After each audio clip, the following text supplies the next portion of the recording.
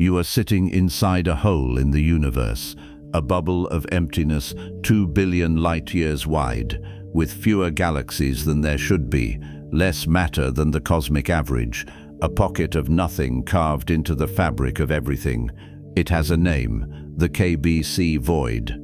And the Milky Way, our galaxy, your solar system, this planet, this room, is drifting quietly through its center, like a single grain of sand in a stadium-sized shadow. Most people think space is crowded, stars, planets, nebulae packed into every available corner of the night sky. That is an illusion of perspective. Zoom out far enough, and the universe stops looking random. It starts looking designed, not by intelligence, but by something stranger, by mathematics, by gravity, by quantum noise, so small it should not have mattered at all. The cosmos is not a soup, it is a web. Galaxies do not scatter evenly across the dark. They string together along invisible threads, hundreds of millions of light-years long. They gather at intersections we call superclusters. They flow like rivers toward regions of space that pull on them with invisible hands. Between those threads, between those cosmic highways, there is almost nothing, voids, enormous spheres of silence where galaxies forgot to form, and no one can quite explain how it happened, how something that began nearly perfectly smooth, a universe with almost no structure at all, became this. A tapestry of filaments and walls and voids spanning 93 billion light-years, built from seeds smaller than atoms, held together by matter we cannot see, flowing toward attractors we do not fully understand. Nijim Peebles won a Nobel Prize trying to answer that question. He got close, but the deeper we look, the stranger the picture becomes. This is the story of how nothing became everything, and why emptiness is the shape that defined it all. Before we begin, let us know in the comments below where in the world you're watching from and what time it is there. Now, settle in for a journey.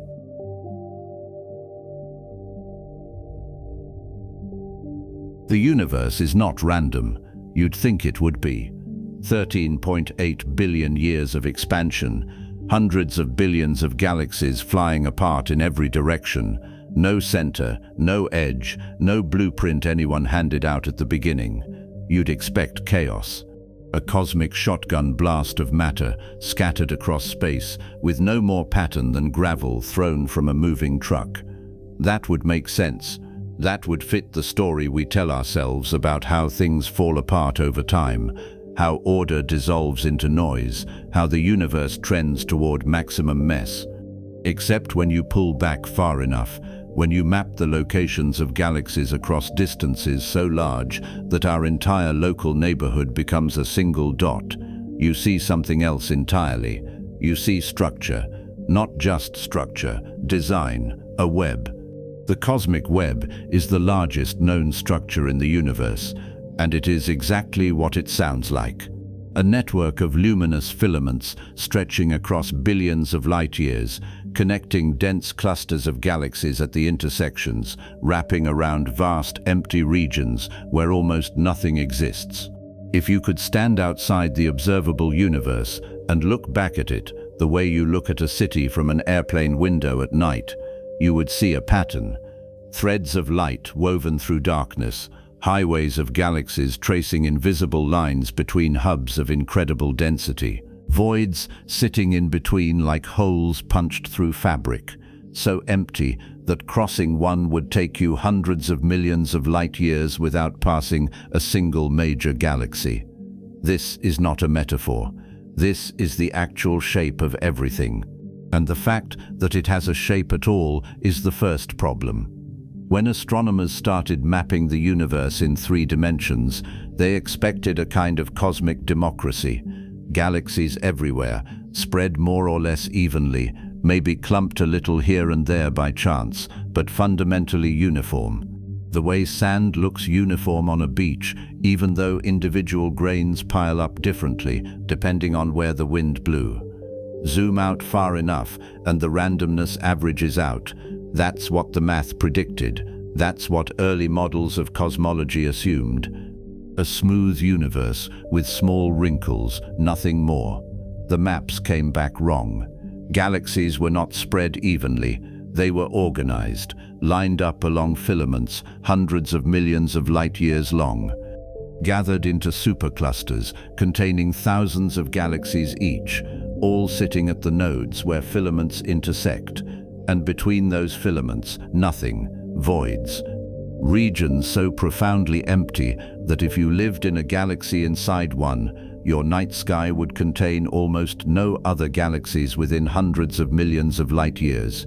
You would look up and see darkness in every direction. No nearby spiral arms, no glowing clusters, no Andromeda sitting 2.5 million light years away like a neighbor you could theoretically visit. Just you, your galaxy, and an ocean of black. The distribution of galaxies, it turns out, is far from random. That sentence comes from Astronomy magazine, and it is possibly the most understated way to describe what the data actually shows. The universe did not scatter its contents like dice on a table. It threaded them, it wove them. It built highways and left the space between those highways almost completely vacant. And it did all of this without a plan, without a designer, without anything we would recognize as intention. Just gravity, time, and whatever the initial conditions were 13.8 billion years ago, when everything was compressed into a space smaller than an atom. That last part is what keeps cosmologists awake, because the early universe, as far as we can measure, was smooth. Not perfectly smooth, but close. The cosmic microwave background, the faint glow of radiation left over from when the universe was only 380,000 years old, shows temperature variations of only 1 part in 100,000, tiny ripples in an otherwise featureless fog. And from those ripples, somehow, we got this. Filaments spanning 10 billion light-years, voids 2 billion light-years across. Clusters containing the mass of 10,000 Milky Way galaxies crammed into a region you could cross in a few tens of millions of light-years. A structure so intricate that mapping it requires surveys involving 70 astronomers, nearly 1,000 hours of Hubble Space Telescope time, and computational models that take months to run on the fastest supercomputers we have. How does that happen? How do you start with almost nothing and end up with a web that looks more organized than most human cities? Let's talk scale for a second, because this is where human intuition breaks. The observable universe is more than 90 billion light-years in diameter. That number already means nothing to you. It should. 90 billion light-years is not a distance you can picture. Light itself, the fastest thing in existence, would take 90 billion years to cross it if the universe weren't expanding, which it is. So the actual proper distance, accounting for expansion, is even larger. But we'll stick with 90 billion because that's the boundary of what we can in principle observe. Anything farther than that is moving away from us faster than light can travel, which means its light will never reach us, no matter how long we wait. Inside that observable bubble, there are roughly 2 trillion galaxies. That estimate comes from deep field observations, where telescopes stare at a patch of apparently empty sky for weeks and count everything that shows up. 2 trillion galaxies, each one containing anywhere from 10 million to 100 trillion stars depending on its size and type. Each star potentially hosting planets. Each planet a world with weather and geology and chemistry. And all of it, every galaxy, every star, every planet, arranged not randomly, but according to a pattern that repeats across the entire observable universe. Filaments and voids, nodes and sheets. A foam-like structure that looks the same whether you're examining a patch of sky 1 billion light-years across or 10 billion. That repetition is important. If the cosmic web were just a local oddity, something that happened in our particular corner of space because of some fluke in the initial conditions here. You could maybe write it off as an accident, but it's not local. Everywhere we look, we see the same thing. Galaxies line up along filaments. Filaments connect at clusters. Clusters sit at the intersections like cities at the junction of highways. And in between, voids, always voids, taking up most of the volume of the universe even though they contain almost none of its mass. Here's a number that should bother you. The Hercules Corona Borealis Great Wall, one of the largest known structures in the universe, stretches roughly 10 billion light-years from end to end. 10 billion. That's not a typo. That's not an exaggeration. That is a real object. A superstructure made of galaxy filaments and clusters, spanning a distance so large that light leaving one end would not reach the other end for 10 billion years. For context, the Earth is only 4.5 billion years old. The Sun is 4.6 billion years old. The wall is longer in light years than our entire solar system has existed in years, and it's just one wall. There are others. The Sloan Great Wall, the CFA2 Great Wall, the South Pole Wall, which was only discovered in 2020 and sits partially hidden behind the Milky Way's galactic plane, which is why no one spotted it earlier. Each one a thread in the web, each one billions of light years long, and none of them were designed. No one drew them.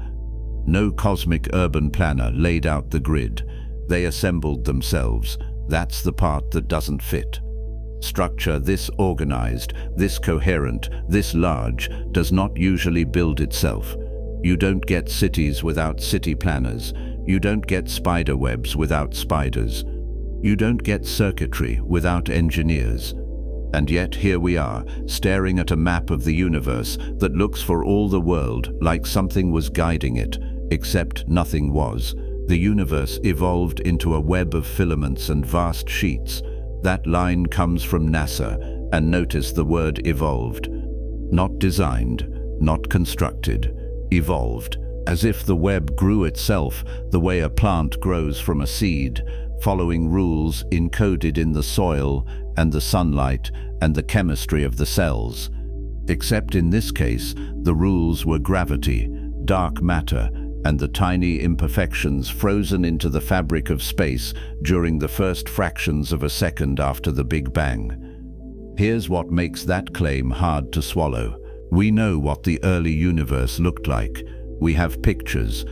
The cosmic microwave background is a baby photo of the cosmos taken when it was 380,000 years old. At that time, the universe was a nearly uniform cloud of hydrogen and helium, with no stars, no galaxies, no structure of any kind, just gas, hot gas cooling as space expanded. The temperature variations across that gas were minuscule, 1 part in 100,000. That means if the average temperature was 3000 Kelvin, the hottest spots were 3000.03 Kelvin and the coldest were 2999.97 Kelvin. Barely a difference. Those tiny differences, those 1 part in 100,000 ripples, are the seeds. Everything we see today, every galaxy, every filament, every cluster, every void, grew from those ripples. Gravity took the slightly denser regions and made them denser. The slightly emptier regions got emptier. Over hundreds of millions of years, the small differences compounded. Dense regions pulled in more matter. That matter pulled in even more matter. The process fed on itself. And slowly, the smooth fog of the early universe began to clump. But clumping is not the same as webbing. You can clump randomly, drop sand on a table, and it clumps. It doesn't form a web. It doesn't create filaments and voids and nodes. It just piles up wherever it falls. The cosmic web is not a pile, it's a network. And networks require more than just gravity pulling things together. They require something else, some kind of scaffolding, some invisible framework that matter can follow as it collapses. That scaffolding is dark matter. We'll get to that in detail shortly, but for now, understand this. Dark matter makes up roughly 5/6 of all the matter in the universe. It doesn't emit light. It doesn't absorb light.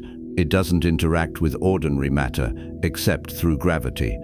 We know it's there because galaxies rotate too fast to be held together by the gravity of their visible stars alone. We know it's there because galaxy clusters bend the light of more distant galaxies in ways that require far more mass than we can see. We know it's there because the cosmic web wouldn't exist without it. The visible matter, the stars and gas and planets we actually observe, is just decoration. The web itself is made of dark matter.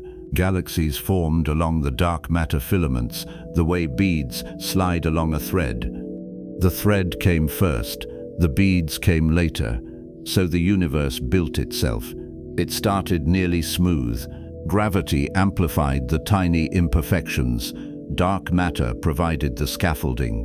Ordinary matter followed, and over 13.8 billion years, a web emerged.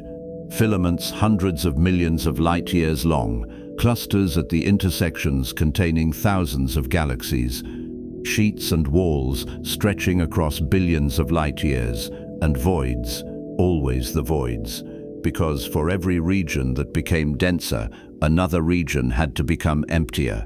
Conservation of mass. The universe can't create matter out of nothing. It can only move it around. So as matter drained into the filaments, it left the voids behind, like the spaces between soap bubbles in a foam. That foam analogy is not mine. Cosmologists use it constantly. The cosmic web looks like foam, thin walls surrounding empty bubbles. The walls are where the galaxies are. The bubbles are where they aren't. Stand inside a bubble, inside one of the voids, and the universe looks empty in every direction. Stand on a wall, inside a filament, and the universe looks crowded. Galaxies everywhere. Neighbors within tens of millions of light years. A busy cosmic neighborhood. Your experience of the universe depends entirely on where you happen to live, and most of the volume of the universe is void, which means if you picked a random point in space and dropped a telescope there, you'd most likely find yourself surrounded by nothing. We got lucky. Our Milky Way galaxy sits in a filament, not a particularly dense one, not at a major intersection, but a filament nonetheless. We have neighbors, Andromeda, Triangulum, the dozen or so dwarf galaxies orbiting us. We're part of something called the Local Group, a collection of about 80 galaxies spanning roughly 10 million light-years. And the Local Group is part of a larger structure called the Virgo supercluster, which contains about 100 galaxy groups and clusters and spans roughly 110 million light-years. And the Virgo supercluster is part of an even larger structure called Laniakea, which we'll examine in detail later, but for now just know that it spans 500 million light-years and contains the mass of 100,000 trillion suns. We live in a web. We are part of the pattern. And until very recently, we had no idea. The first large-scale maps of galaxy distributions started appearing in the 1970s and 1980s. Before that, astronomers had catalogues of galaxies, lists of positions and brightnesses, but no real sense of how they were arranged in 3 dimensions. Mapping the universe in 3 dimensions requires measuring distances, and measuring distances to galaxies is hard. You can't use a ruler. You have to use redshift, the stretching of light caused by the expansion of space. The farther a galaxy is, the faster it's moving away from us, and the more its light gets stretched toward the red end of the spectrum. Measure the redshift, and you can calculate the distance. In the 1980s, a team led by Valerie de Lapparent, Margaret Geller, and John Huckra at the Harvard-Smithsonian Center for Astrophysics conducted one of the first large redshift surveys. They mapped the positions of more than 1,000 galaxies in a narrow slice of sky. When they plotted the results, they saw something no one expected. The galaxies were arranged in thin sheets and filaments surrounding large empty regions. One of those empty regions, about 250 million light-years across, became known as the CFA void. It was one of the first voids ever identified, and it was enormous, and it was empty, and nobody had predicted it. That map changed cosmology. It forced theorists to go back and ask whether their models could actually produce voids and filaments. Some models could, some couldn't. The ones that couldn't were quietly retired. The ones that could were refined. And over the next few decades, as surveys got bigger and telescopes got better, the cosmic web came into sharper focus. It wasn't a fluke. It wasn't a local phenomenon. It was everywhere. The entire universe, as far as anyone could see, was threaded. So we arrive at the central question, the one that everything else in this story hinges on. How did this happen? How do you start with a universe that looks almost perfectly smooth at 380,000 years old and end up 13.8 billion years later with a structure so organized that it has a name? How do tiny ripples in the density of primordial gas become filaments 10 billion light-years long? How does gravity alone, acting on matter that we can't even see, weave a web that spans the entire observable universe? That is not a rhetorical question. That is the question. And the answer, as it turns out, begins in the first moments after the Big Bang, in a place where space itself was boiling, where quantum fluctuations were being stretched across the cosmos, where the seeds of everything we see today were being planted in a fog of energy so dense and so hot that matter as we know it couldn't even exist yet.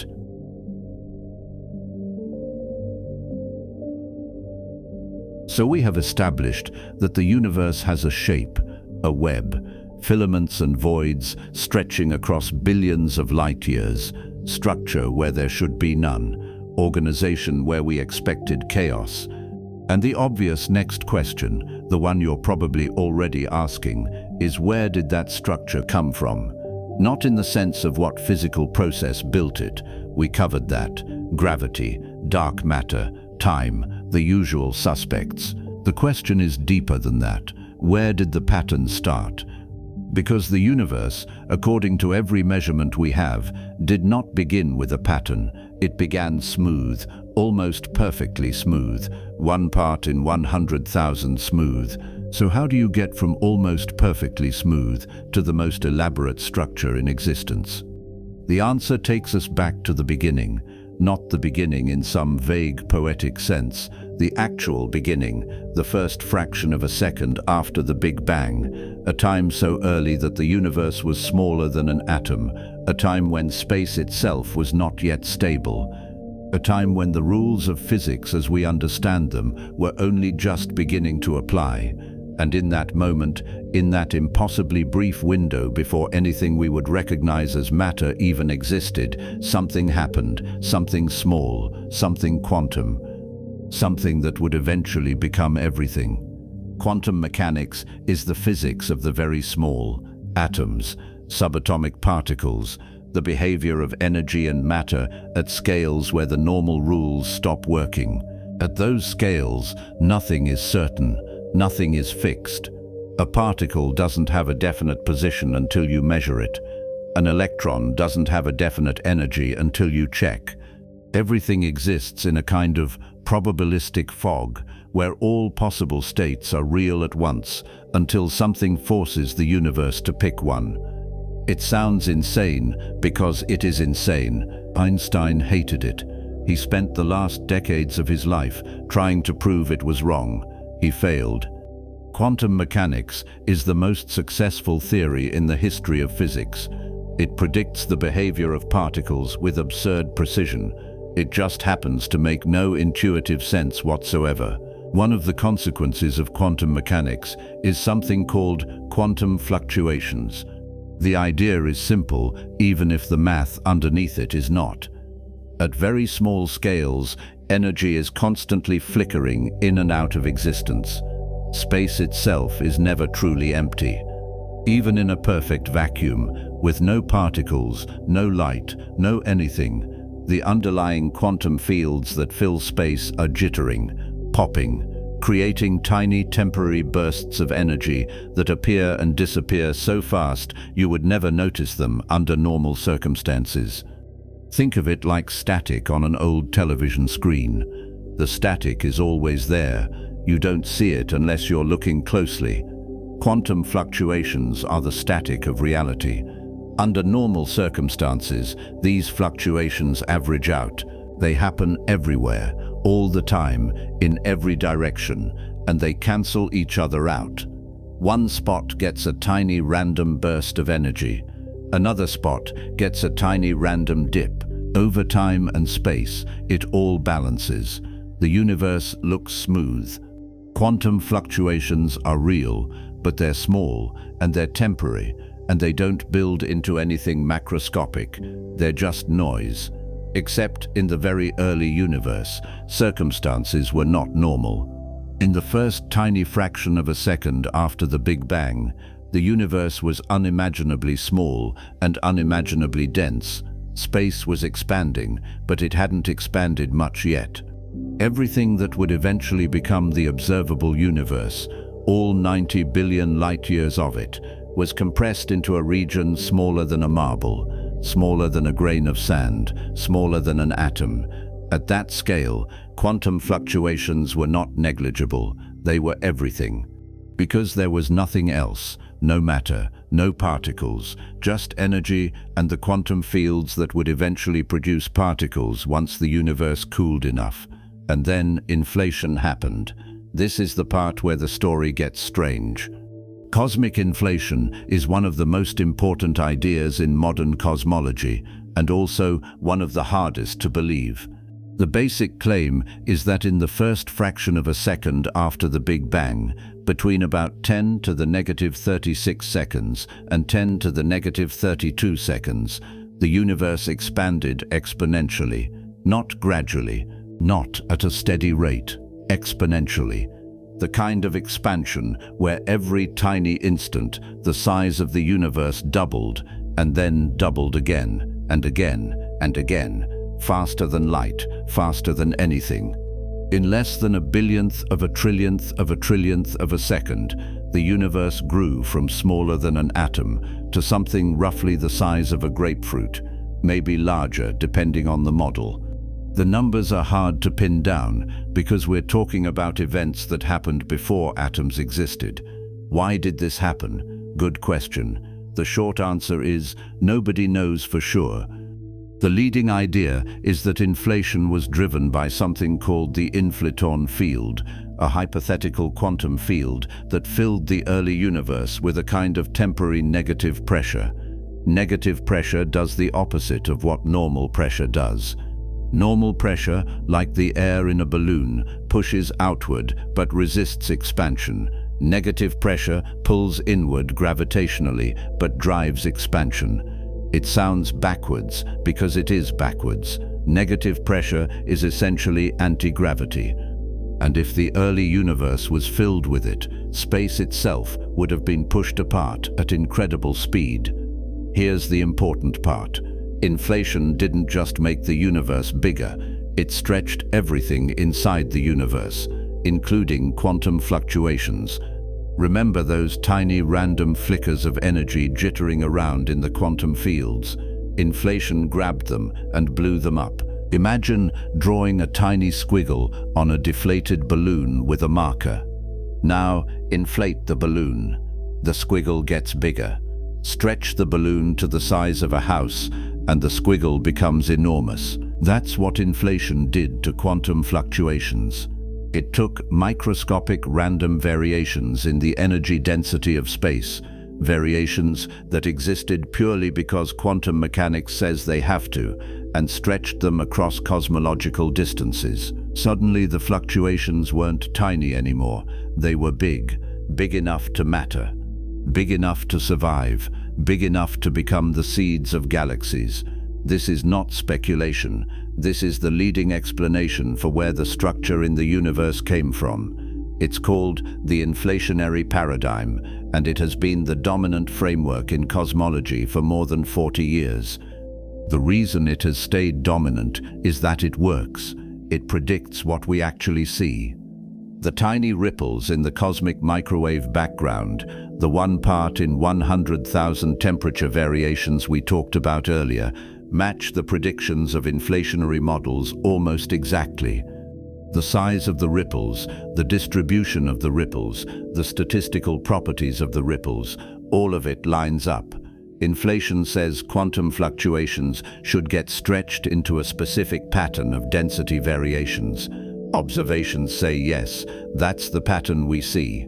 Let's pause and appreciate how bizarre this is. The largest structures in the universe, filaments spanning billions of light years, clusters containing thousands of galaxies, voids that would take hundreds of millions of years to cross at the speed of light, all of it traces back to quantum fluctuations.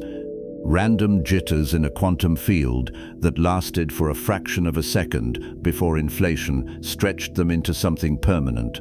The seeds of structure, to quote cosmologist Ned Wright, do not exist in a classical world. They are purely quantum.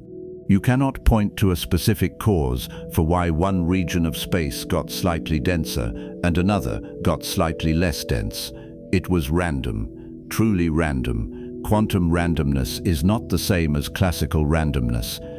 Classical randomness just means you don't have enough information to predict the outcome. Quantum randomness means the outcome wasn't determined until it happened. The universe didn't start with a plan, it started with noise, and inflation turned that noise into the blueprint for everything. Here's an analogy that might help. Imagine you're standing at the edge of a perfectly calm pond, no wind, no ripples, the surface is glass. Now drop a pebble in the water. You get a ripple, a small circular wave spreading outward from the point of impact. If the pond is small, the ripple reaches the edge and dies out. Nothing permanent happens. The water goes back to being smooth. Now imagine the pond is infinite, or imagine that as soon as the pebble hits, the pond starts expanding, faster and faster, exponentially. The ripple doesn't die out, it gets stretched. What started as a tiny disturbance, a few centimeters across, becomes a wave meters wide, then kilometers, then larger than continents. The ripple doesn't go away, it just gets bigger. And if you dropped 1,000 pebbles, 1,000,000 pebbles, all at once, each one creating its own ripple, and then you stretched the entire pond by a factor of trillions in less than a second, you'd end up with a surface covered in waves of all different sizes, some big, some small, all overlapping, all permanent. That's what inflation did to the quantum fluctuations in the early universe. It turned temporary static into permanent structure. The fluctuations didn't stay as ripples in a field. As the universe expanded and cooled, those ripples became density perturbations, regions where the energy density was slightly higher than average and regions where it was slightly lower. Higher density regions had slightly more gravitational pull. Lower density regions had slightly less. And once matter started to form, once the universe cooled enough for protons and electrons to combine into hydrogen atoms about 380,000 years after the Big Bang, those tiny differences in density became important. Matter started to clump, not everywhere. Just in the places where the density was slightly higher, gravity pulled more matter into those regions, which made the gravity stronger, which pulled in even more matter. The process fed on itself. Over hundreds of millions of years, the small overdensities grew into the first stars, then the first galaxies, then clusters of galaxies, then filaments. The underdensities, the regions where the density was slightly lower than average, went the other way. As matter drained out of them and into the overdense regions, they became emptier and emptier, until they became voids. So the web we see today, the filaments and the voids and the clusters, is essentially a fossil, a record of the quantum fluctuations that existed in the first fraction of a second after the Big Bang. Inflation froze those fluctuations into the structure of space itself. Gravity spent the next 13.8 billion years amplifying them. What we call the cosmic web is just the endpoint of that process, the final form of a pattern that was written into the universe before the first atom existed. Now here's the part that should make you uncomfortable. Nobody watched this happen. Nobody has direct evidence that inflation occurred. We can't rewind the universe and check. We can't run the experiment again. What we have is a theory that makes predictions and observations that match those predictions extremely well. The cosmic microwave background matches. The large-scale structure of the universe matches. The flatness of space matches. The uniformity of the universe on the largest scales matches. Inflation explains all of it. But explaining something is not the same as proving it happened. There are other models, other ideas for how the universe could have started with such smooth initial conditions and ended up with such elaborate structure. Some of them involve quantum fluctuations, but no inflation. Some of them involve different kinds of fields. Some of them involve physics we haven't discovered yet. Inflation is the leading model because it works the best with the fewest assumptions. That doesn't mean it's right. It means it's the best guess we have. And even if inflation is right, we still don't fully understand it. What was the inflaton field? Where did it come from? Why did it turn on? Why did it turn off? Why did inflation last exactly as long as it did? If it had lasted a little longer, the universe would be far more spread out and structure might never have formed. If it had lasted a little less, the universe would be smaller and denser, and we might have ended up with a very different cosmic web. The numbers had to be just right. Not exactly right, there's some wiggle room. But the range of parameters that leads to a universe anything like ours is narrow. Change the strength of the inflaton field by a little bit, and you get a universe with no galaxies. Change the duration of inflation by a factor of 2, and you might get a universe that recollapses before stars can form.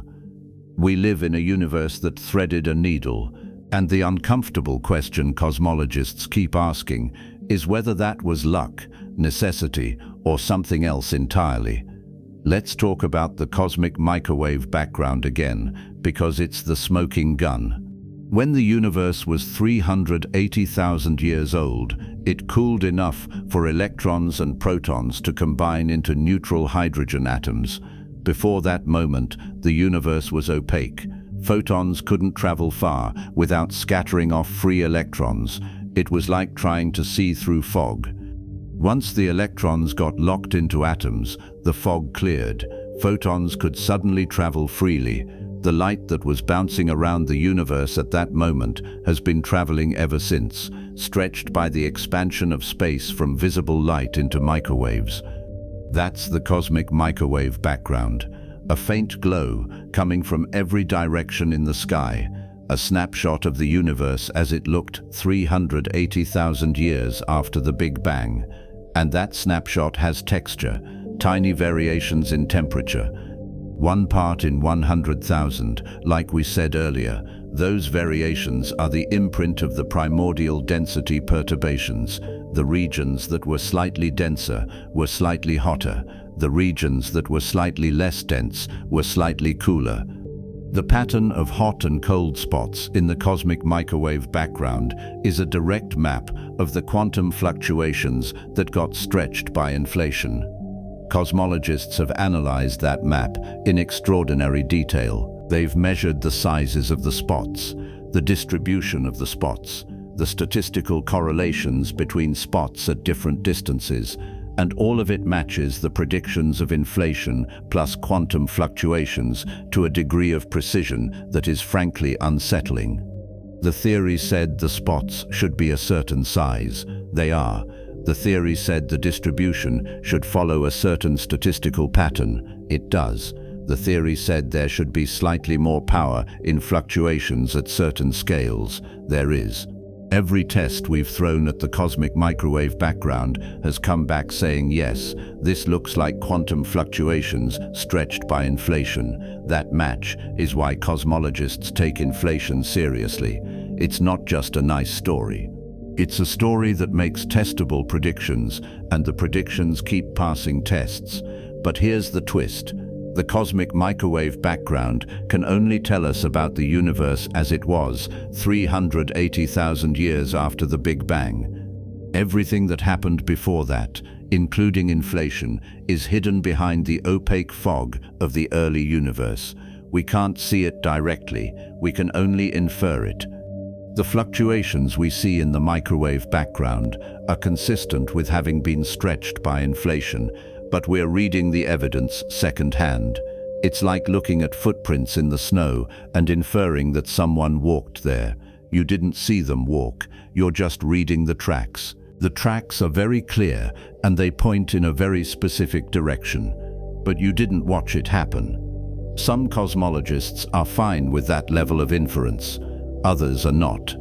There's an ongoing debate about whether inflation is really the only explanation, or whether we've collectively talked ourselves into it because it's elegant and it works, and we haven't thought hard enough about the alternatives. That debate is not settled. It probably won't be settled until we find a way to probe the universe at even earlier times, or detect some other signature of inflation that we haven't measured yet. One possibility is gravitational waves from inflation.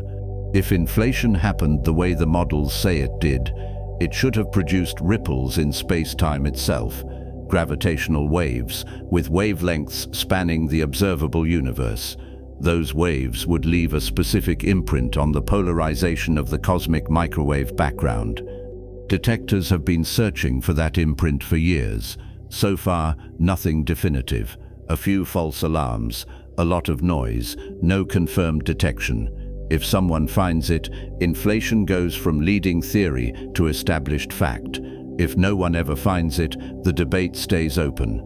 But let's assume for now that inflation is correct. Let's assume the quantum fluctuations were real and inflation stretched them into the seeds of structure. That still leaves a question. Why did the fluctuations become a web? Why filaments and voids instead of some other pattern? Why didn't the universe just clump into a random mess of galaxies scattered everywhere with no particular structure? The answer to that question is the subject of the next chapter. But the short version is that the pattern isn't random. The way gravity acts on a field of density perturbations produces a specific kind of structure. Matter flows along the steepest gradients. It collects at the intersections of those gradients, and the empty regions, the voids, form naturally as matter drains out of them. The web is not an accident. It's the inevitable result of gravity acting on a universe that started with small random fluctuations. Given the initial conditions, given the laws of physics, the web is what you get. Every time, everywhere. Which brings us full circle to the realization that launched this entire discussion. The universe is not random, it has a shape, and that shape was written in the first fraction of a second after the Big Bang by quantum fluctuations stretched to cosmic scale. These then become the seeds of who we are. That line comes from cosmologist Ned Wright, and it's not hyperbole. Every atom in your body was forged in a star. Every star was born inside a galaxy. Every galaxy formed inside a dark matter halo. And every dark matter halo grew from a primordial density perturbation. Trace your own existence back far enough, and you hit quantum foam. Random jitters in a field that no one has ever directly observed. Fluctuations that lasted less than a trillionth of a second. Ripples that got stretched into waves, and those waves built everything. So when you look up at the night sky and see the Milky Way stretched across the horizon, You're looking at a thread in a web that spans the entire universe. And that thread started as noise, quantum noise, amplified by the strangest event in cosmic history, an exponential explosion of space itself that took something smaller than an atom and turned it into something larger than a solar system in less time than it takes light to cross a proton.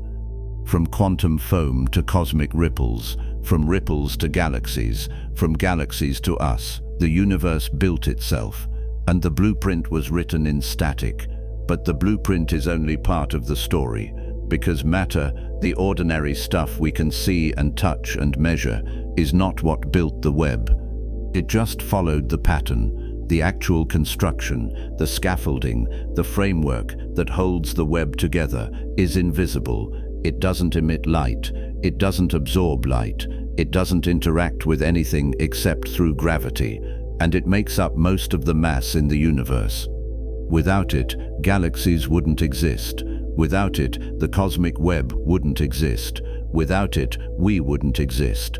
It's called dark matter, and it's time to talk about what it is, what it does, and why the universe would fall apart without it.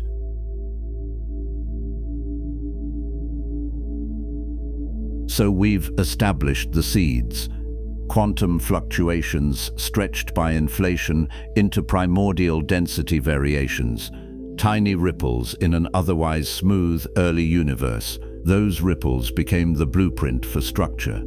They told gravity where to pull, where to push, where to build. But blueprints don't construct buildings. You need materials. You need something with mass that gravity can actually grab onto and move around. And here's where the story takes a turn that cosmologists in the early 20th century absolutely did not see coming. The material that built the cosmic web is not the material we're made of. It's not stars, it's not gas, it's not planets or dust or black holes or anything you could see with a telescope, no matter how powerful. The scaffolding that holds the universe together, the framework that turned those primordial ripples into a web spanning 90 billion light-years, is invisible, completely invisible. It doesn't emit light, it doesn't absorb light, it doesn't reflect light, it doesn't interact with light at all. And it makes up roughly 5/6 of all the matter in the universe. NASA calls it the invisible glue that holds the universe together. The University of Chicago describes it as an invisible web extending across the universe, creating a scaffold for galaxies. CERN, in their typically understated way, notes that it does not interact with the electromagnetic force, which is why it cannot be seen directly. And cosmologists, who have been arguing about it for nearly a century, call it dark matter. Not because it's dark in the way that coal is dark or the night sky is dark. It's dark because it is fundamentally invisible to every instrument we have that detects electromagnetic radiation. Cameras can't see it. Telescopes can't see it. Your eyes can't see it. It is there, right now, all around you, passing through your body at this exact moment, and you have no way of knowing. That invisibility is not a bug, it's a feature. Because if dark matter interacted with light the way ordinary matter does, if it clumped and heated and radiated and scattered photons the way gas and stars do, it wouldn't have been able to do the one job it needed to do: collapse early, collapse fast, collapse first. Before ordinary matter even had a chance to get organized, dark matter was already building the structure of the universe.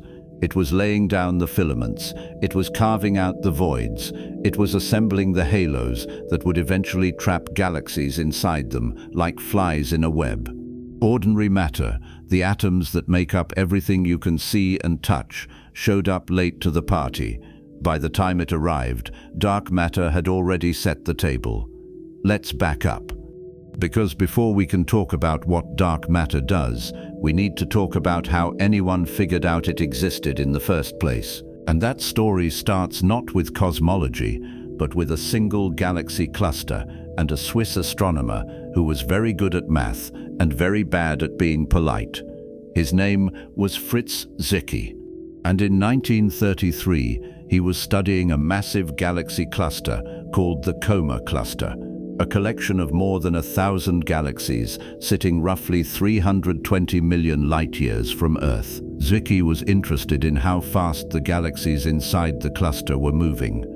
Galaxies in a cluster don't just sit still, they orbit around the center of mass of the cluster, held in place by the combined gravity of everything inside. If you measure how fast the galaxies are moving, you can calculate how much mass the cluster must contain to keep those galaxies bound. It's the same principle that lets you calculate the mass of the Sun by watching how fast the planets orbit. Faster orbits mean more mass, slower orbits mean less mass. The math is straightforward. Zwicky measured the speeds.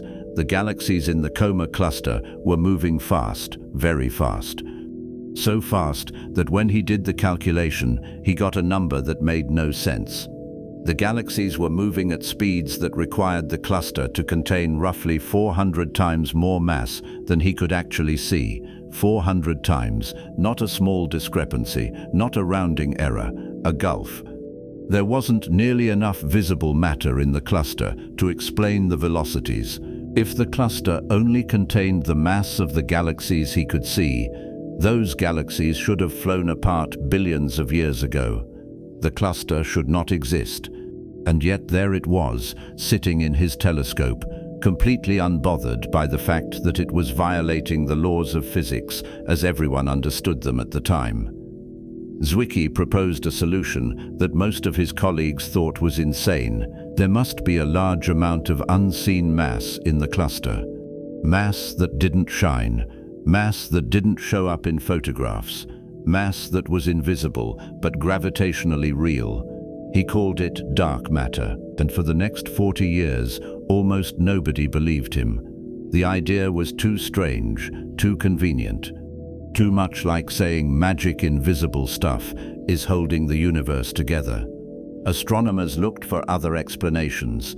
Maybe the measurements were wrong. Maybe the galaxies weren't actually bound. Maybe Newtonian gravity didn't apply at such large scales, and we needed to modify the equations. Anything but invisible mass. Then came the galaxy rotation curves. In the 1970s, astronomer Vera Rubin and her colleague Kent Ford were measuring how fast stars orbit around the centers of spiral galaxies. The expectation was simple. Stars close to the galactic center, where most of the visible mass is concentrated, should orbit fast. Stars farther out, where there's less mass, should orbit slower. It's the same pattern you see in the solar system. Mercury orbits the Sun much faster than Neptune because Mercury is closer to where the mass is. Gravity weakens with distance. The math is clean. Rubin measured galaxy after galaxy, and every single one came back wrong. Stars at the outer edges of galaxies were moving just as fast as stars near the center. In some cases, they were moving faster. The rotation curves were flat instead of declining.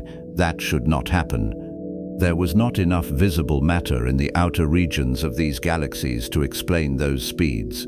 Just like Zwicky's cluster, the galaxies were holding together in a way that required far more mass than anyone could see, and Rubin's data was solid. She measured dozens of galaxies. The pattern held every time. The conclusion was unavoidable. Galaxies are embedded in halos of invisible mass, mass that extends far beyond the visible edges of the galaxy, mass that dominates the gravitational field even though it contributes nothing to the light. That was the moment dark matter stopped being a fringe idea and started being a problem the entire field had to deal with. The evidence was piling up. Galaxy clusters had missing mass. Individual galaxies had missing mass. And when cosmologists started modeling the formation of structure in the early universe, they ran into the same issue. Simulations that only included ordinary matter couldn't form galaxies fast enough. The universe as we observe it today is too structured, too clumpy, too organized to have been built by ordinary matter alone in the time available. You needed something else, something that could start collapsing earlier, something that could build the framework before the visible stuff even arrived. That something is dark matter. And here's why it works. Dark matter doesn't interact with electromagnetic radiation. It doesn't scatter photons. That might sound like a trivial detail, but it's the difference between a universe with structure and a universe without it. In the early universe, before atoms formed, ordinary matter was coupled to light. Photons and electrons were constantly bouncing off each other. Radiation pressure kept the gas from collapsing. Imagine trying to compress a cloud of gas while someone is shining a flashlight through it, and the light keeps pushing the gas back apart. That's what ordinary matter was dealing with for the first few 100,000 years after the Big Bang. It wanted to collapse under gravity, but radiation pressure kept shoving it back. It couldn't clump. It couldn't form structure. It was stuck. Dark matter didn't have that problem. Because dark matter doesn't interact with photons, it didn't feel any radiation pressure. It was free to collapse as soon as gravity started pulling. The moment the universe cooled enough for dark matter particles to slow down, they started clumping together.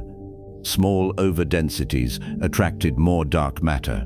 Those clumps attracted even more. The process fed on itself. By the time ordinary matter finally decoupled from radiation 380,000 years after the Big Bang, dark matter had already been collapsing for hundreds of thousands of years. It had already formed halos. It had already carved out the skeleton of the cosmic web. When ordinary matter finally decoupled and was free to collapse on its own, it didn't have to start from scratch. It fell into the gravitational wells that dark matter had already dug. Think of it like building a skyscraper. You don't start by pouring concrete randomly on the ground and hoping it forms a building. You start with a steel frame. The frame goes up first. It defines the shape. It carries the load. Once the frame is in place, you fill in the walls, the floors, the windows. The frame is invisible from the outside once the building is finished, but without it, the building doesn't stand. Dark matter is the frame. Ordinary matter is the walls. The cosmic web we see today, the filaments made of galaxies and gas, is just decoration draped over an invisible skeleton that was built long before the first star ignited. Simulations bear this out in ways that are frankly unsettling.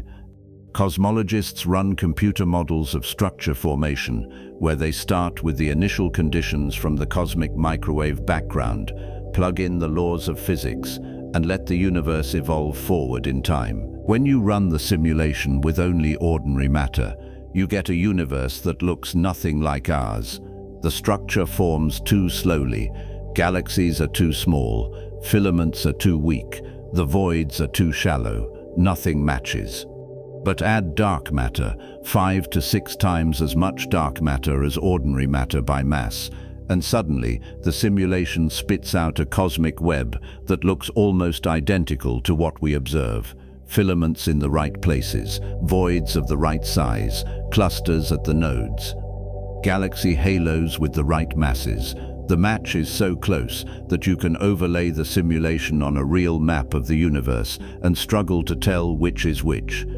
That match is why cosmologists take dark matter seriously, despite the fact that no one has ever directly detected a dark matter particle in a laboratory.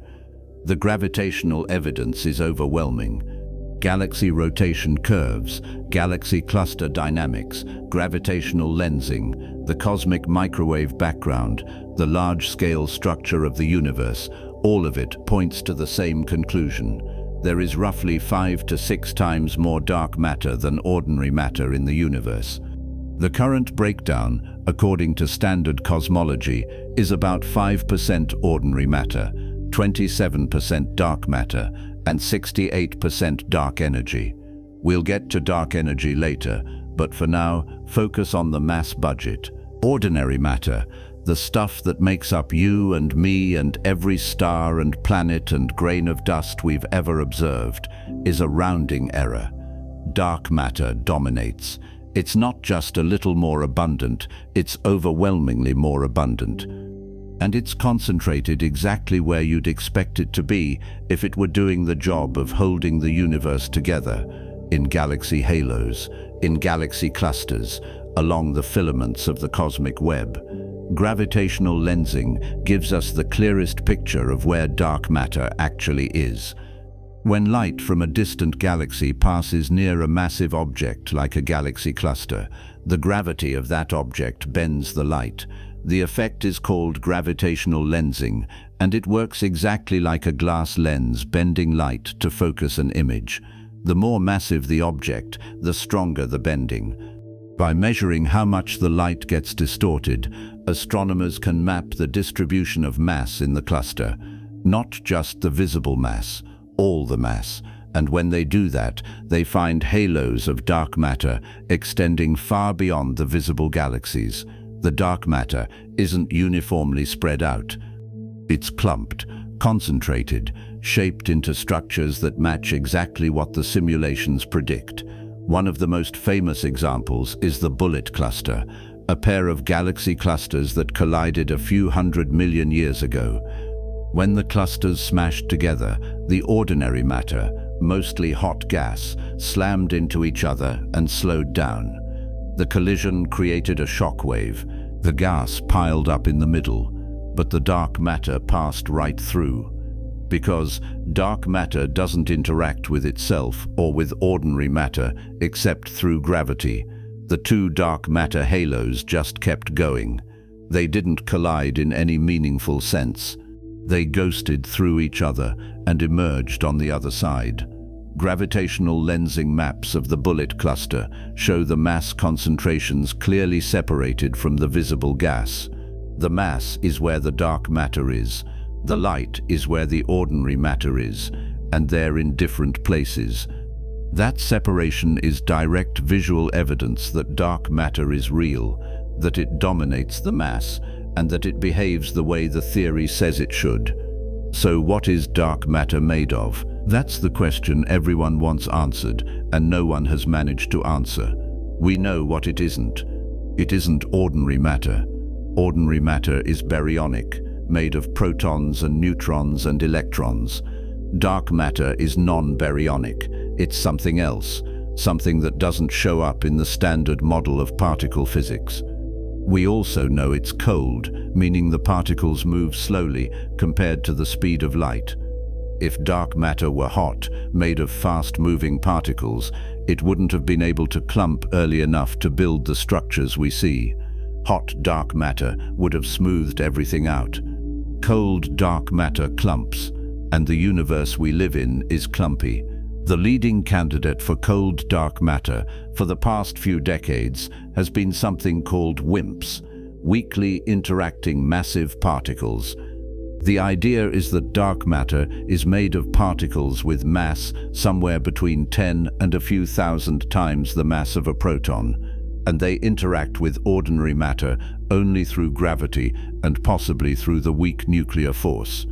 If WIMPs exist, they should occasionally collide with atomic nuclei, and in theory, you could detect those collisions in a very sensitive detector placed deep underground to shield it from cosmic rays. Dozens of experiments have been searching for WIMPs for more than 30 years. They've built detectors filled with liquid xenon, with germanium crystals, with argon, with silicon. They've placed them in mines and tunnels and caverns all over the world, and so far, nothing. No confirmed detection. The sensitivity keeps getting better, the detectors keep getting bigger, and the signal doesn't show up. That doesn't mean WIMPs don't exist. It might just mean they interact even more weakly than expected, or they're lighter than the models assumed, or they're heavier, or the experiments haven't reached the right sensitivity yet. But the longer the searches go on without finding anything, the more cosmologists start looking at other ideas: axions, sterile neutrinos, primordial black holes, something weirder we haven't thought of yet.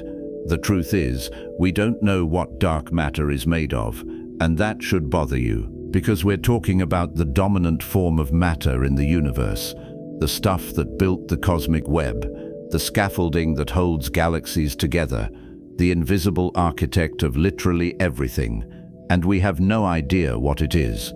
CERN, the European Particle Physics Lab, has summed up the situation with characteristic bluntness. Dark matter does not interact with the electromagnetic force, which is why it cannot be seen directly. That one sentence captures the entire problem. If dark matter doesn't interact with electromagnetism, it's invisible to every telescope, every camera, every detector that relies on light. And if it also doesn't interact strongly with ordinary matter except through gravity, detecting it directly becomes almost impossible. You're trying to catch a ghost that doesn't leave fingerprints. The only way we know it's there is by watching how everything else moves. We're reading footprints, not looking at the person who made them. But here's the thing. Even though we don't know what dark matter is made of, we know what it does. And what it does is build universes. The cosmic web exists because dark matter exists. Galaxies exist because dark matter halos captured and held the gas that eventually formed stars. You exist because dark matter provided the gravitational wells deep enough for gas clouds to collapse and ignite nuclear fusion. Without dark matter, the universe would be smooth, a thin fog of hydrogen and helium drifting apart forever. No stars, no planets, no chemistry, no life. The seeds from inflation would still be there, but they'd never grow into anything. Gravity acting on ordinary matter alone is too weak, too slow, too late. Dark matter did the heavy lifting, literally. The University of Chicago describes dark matter as an invisible web creating a scaffold. That scaffold isn't optional, it's foundational. Simulations make this brutally clear. Take dark matter out of the model and the universe doesn't just look a little different, it collapses. Structure formation fails, galaxies don't form, clusters don't form, filaments don't form. You're left with a featureless void. Add dark matter back in and the web reappears. The nodes light up, the filaments stretch across space, the voids carve themselves out. Dark matter isn't just one ingredient among many. It's the ingredient, the invisible architect, the dominant force shaping the universe at every scale larger than a single star. And the strange part, the part that physicists still argue about late at night over coffee, is that we've built an entire cosmological model on something we can't see, can't touch, and can't directly detect. The standard model of cosmology, the framework that describes the origin and evolution of the universe, rests on the assumption that 85% of the matter in the universe is made of particles we've never found in a lab. That's not a small assumption, that's not a footnote. That's the foundation, and it works. The predictions match the observations. The simulations match the data. Everything fits. Which means either we've stumbled onto the correct answer despite not knowing what dark matter is, or we've built an extraordinarily successful model on a placeholder that will eventually turn out to be something else entirely. The controversy isn't whether dark matter's effects exist. They do. The controversy is what it's made of. Every major particle physics lab on the planet is searching for it. Every new generation of dark matter detectors pushes deeper into parameter space, testing theories, ruling out candidates, narrowing the possibilities. And so far, the universe isn't talking. Dark matter remains hypothetical in particle identity, even though its gravitational effects are well established. That line comes from the scientific literature, and it's a remarkably polite way of saying, we know it's there, we know what it does, and we have no idea what it is. But the story doesn't end with dark matter sitting quietly in halos doing its job. Because structure formation isn't a passive process. It's not like dark matter built a scaffold and everything else just fell into place. Gravity is dynamic. It pulls, It shapes, it moves things around. And once dark matter laid down the skeleton of the cosmic web, ordinary matter started flowing along that skeleton, collapsing into the filaments, gathering at the nodes, lighting up as stars and galaxies. That flow, that assembly process, took billions of years, and it's still happening.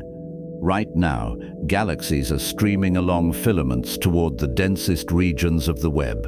Clusters are growing, voids are expanding, the web is alive, evolving. And the force driving all of it, the invisible hand, pushing and pulling every galaxy in the universe, is gravity acting on the framework that dark matter built. That framework is where we go next.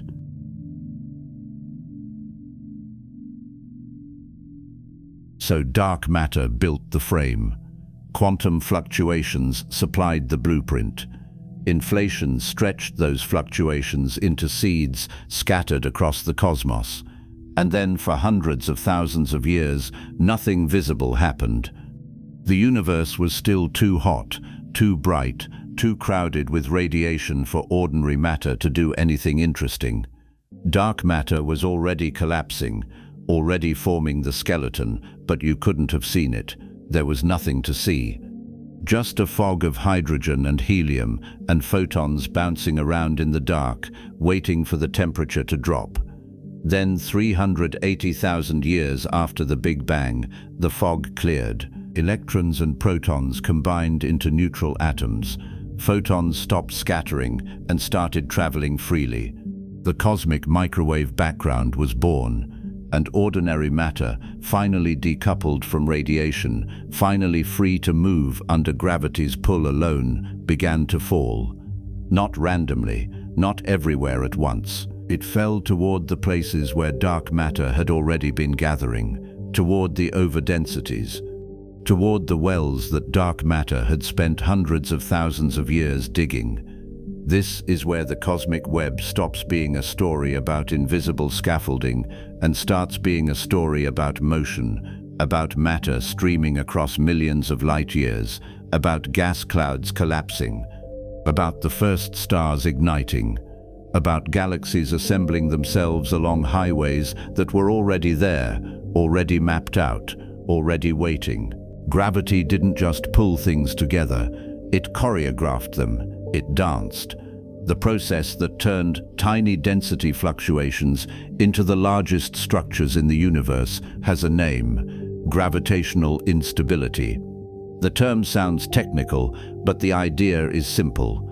If you start with a region of space that's even slightly denser than its surroundings, gravity pulls more matter into that region. The region gets denser, its gravity gets stronger, it pulls in even more matter. The cycle feeds on itself. Dense regions get denser, empty regions get emptier. Small differences compound into large differences. Over time, over billions of years, 1 part in 100,000 variations turn into galaxy clusters weighing 1,000,000 billion times the mass of the Sun. Here's an analogy. Imagine a perfectly flat field covered in a thin layer of water. Now tilt the field just a little, just a fraction of a degree. The water starts to flow. Slowly at first. It gathers in the lowest spots. As it gathers, those spots get lower under the weight of the water. More water flows in. The depressions deepen. Eventually you have puddles, then ponds, then lakes. The initial tilt was tiny. The final result is dramatic. Gravitational instability works the same way. You start with a universe that's almost, but not quite uniform. Gravity amplifies the differences. What begins as a whisper ends as a roar. The math behind gravitational instability was worked out in the 1920s and 30s by a British physicist named James Jeans.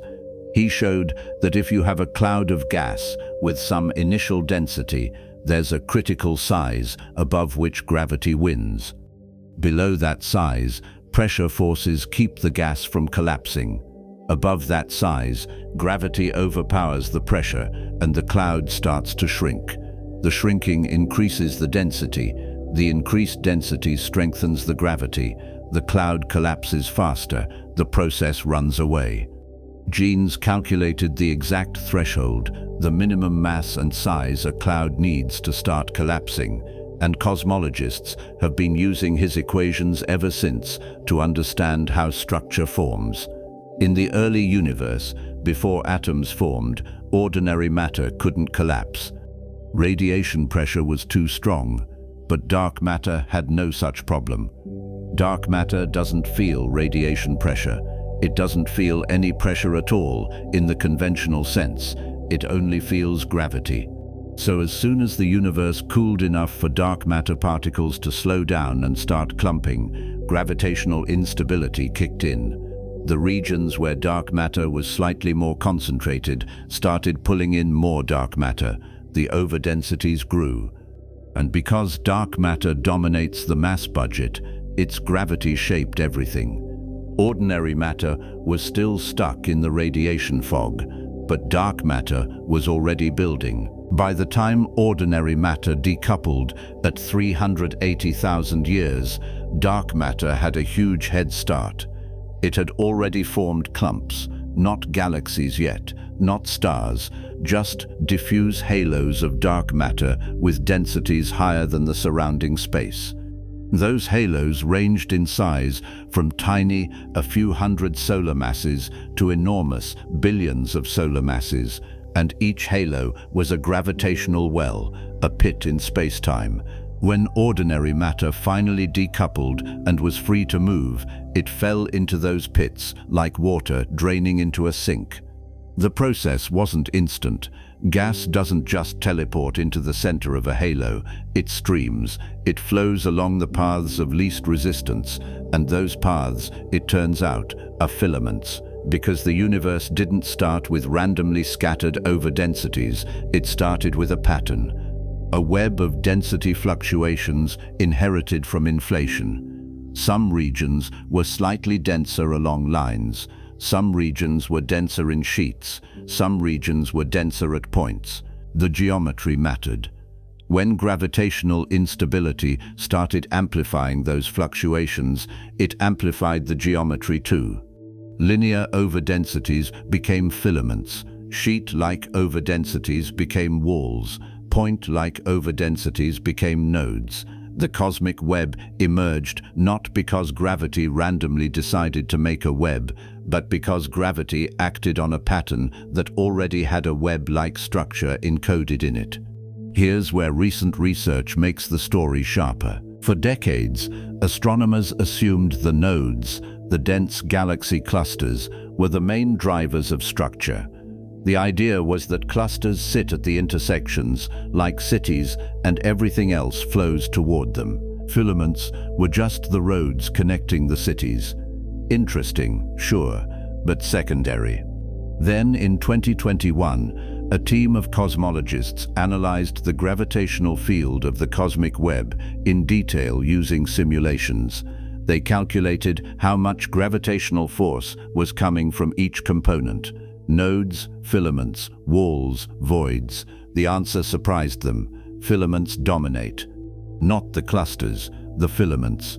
On average, filaments account for about 60% of the gravitational force at any given location in the cosmic web. Clusters contribute maybe 20%. Walls contribute another 20%. Even voids, the empty regions, contribute about 20% of the force because they're so huge that their gravity still matters even though they're nearly empty. Think about what that means. The filaments aren't roads, they're the engine. They're pulling galaxies along their length. They're feeding the clusters. They're shaping the motions of everything in the universe on the largest scales. A recent study put it plainly. Filaments are the dominant dynamical feature of the cosmic web, not the most massive feature, not the brightest feature, the dominant feature. The force behind the throne. How did the filaments form? Start with a dark matter halo sitting in a slightly overdense region. Gravity pulls more dark matter toward it, but the halo isn't sitting in isolation. There are other halos nearby, other overdensities, and between those halos, there are threads of slightly higher density connecting them. Dark matter flows along those threads because they offer the path of steepest descent. Imagine rolling marbles on a lumpy surface. The marbles don't roll randomly, they follow the valleys. The valleys connect the low points. Dark matter follows the valleys in the density field. And as it flows, it piles up along the valleys. The valleys become filaments. Once the filaments start to form, they deepen. More dark matter flows in. The filament's gravity strengthens. It pulls in even more matter. The process is self-reinforcing. And because dark matter dominates, the filaments grow fast. By the time ordinary matter shows up, the filaments are already there. Highways of dark matter stretching across tens of millions of light years. Gas falls into those highways and starts streaming along them toward the nodes where the filaments intersect. The gas doesn't fall smoothly. As it moves along the filament, it heats up. Friction between gas clouds generates shock waves. The shocks compress the gas. Compression increases the temperature. Hot gas radiates energy. Cooling allows the gas to compress further. If the gas gets dense enough and cool enough, it can start to collapse under its own gravity.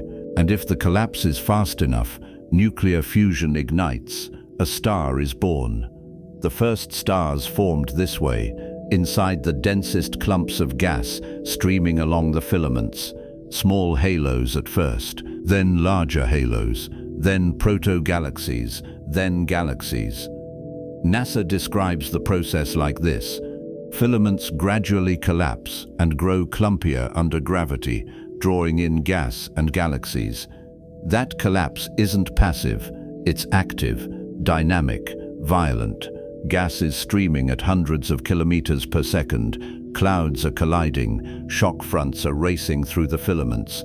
Stars are forming in bursts wherever the gas gets compressed enough. The filaments are construction zones, noisy, chaotic, bright with the light of newborn stars.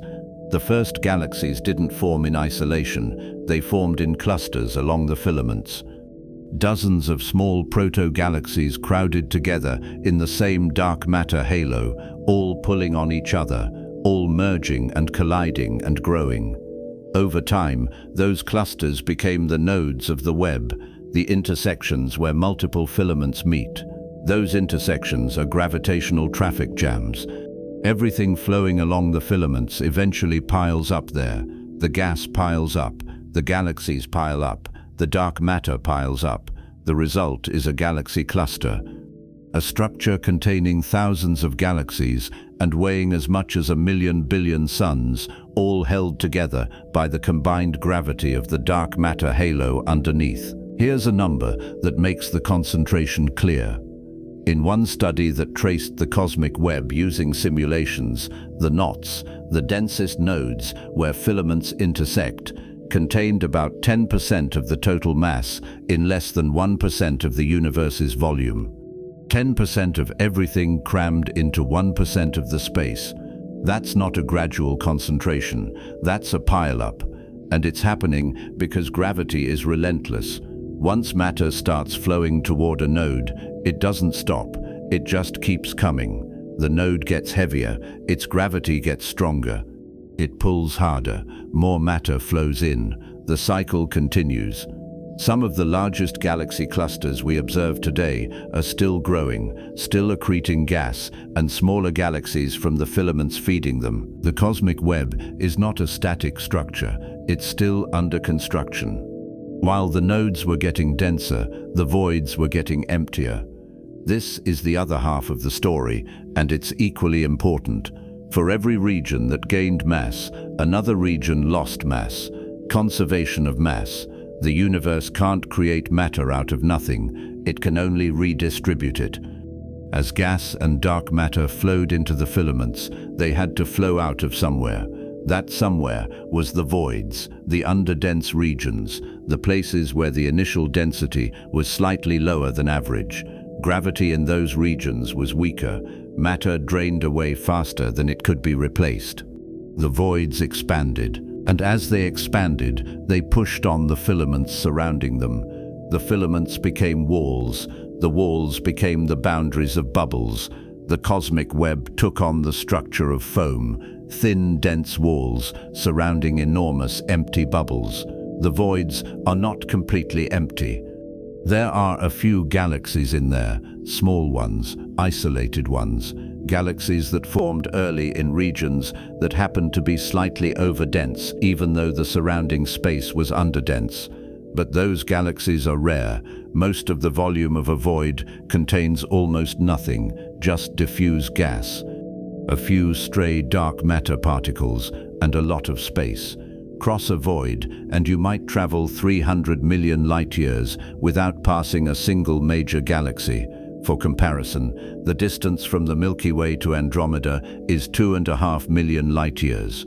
A void is more than 100 times wider than the space between us and our nearest large neighbor.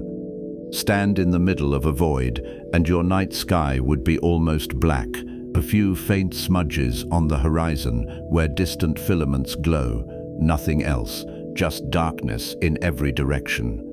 The voids are where the web carved out its empty spaces, and they take up most of the universe.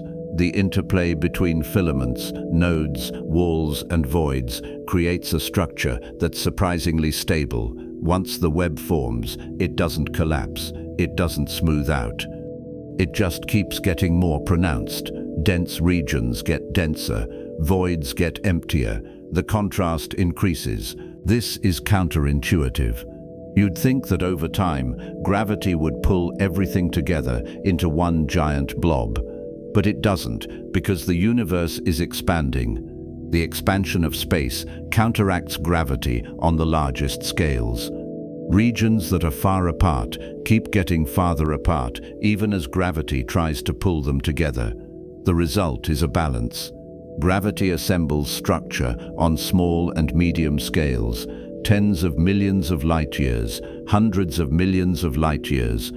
But on scales larger than a few 100 million light-years, expansion wins.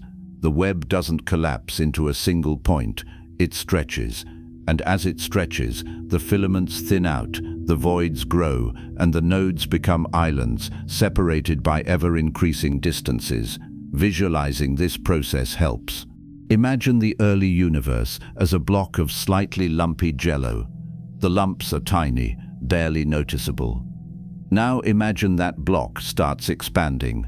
As it expands, the lumps don't smooth out, they stretch. The lumps become ridges, the ridges become threads, the threads become filaments. Between the filaments, the jello thins out. It becomes almost transparent. Those thin regions are the voids. The points where multiple threads meet stay thick. Those are the nodes. Over time, the jello keeps expanding. The threads get longer and thinner. The voids get bigger and emptier. The nodes stay dense because gravity holds them together, but they get farther apart. That's the cosmic web. Stretched jello with threads and holes. And the stretching never stops because the expansion never stops. The first stars changed everything. Once nuclear fusion ignited inside the densest gas clouds, the universe stopped being dark. Light poured out of the newly formed stars, ultraviolet light, high-energy photons that ionized the surrounding hydrogen. The ionization fronts spread outward, carving bubbles of ionized gas around each young galaxy. The bubbles grew, they overlapped. Within a few 100 million years, the entire universe was reionized. The cosmic dark ages ended. And from that point on, the universe was lit. The filaments became visible. Gas in the filaments glowed faintly as it streamed toward the nodes.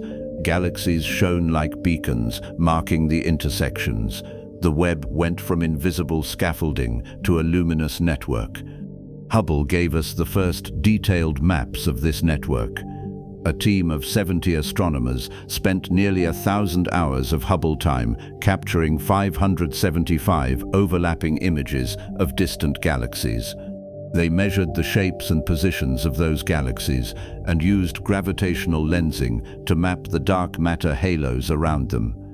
The result was a three-dimensional dark matter map showing the web in unprecedented detail: filaments connecting clusters, sheets wrapping around voids, nodes sitting at the densest intersections. The map confirmed what simulations had been predicting for decades. The cosmic web is real.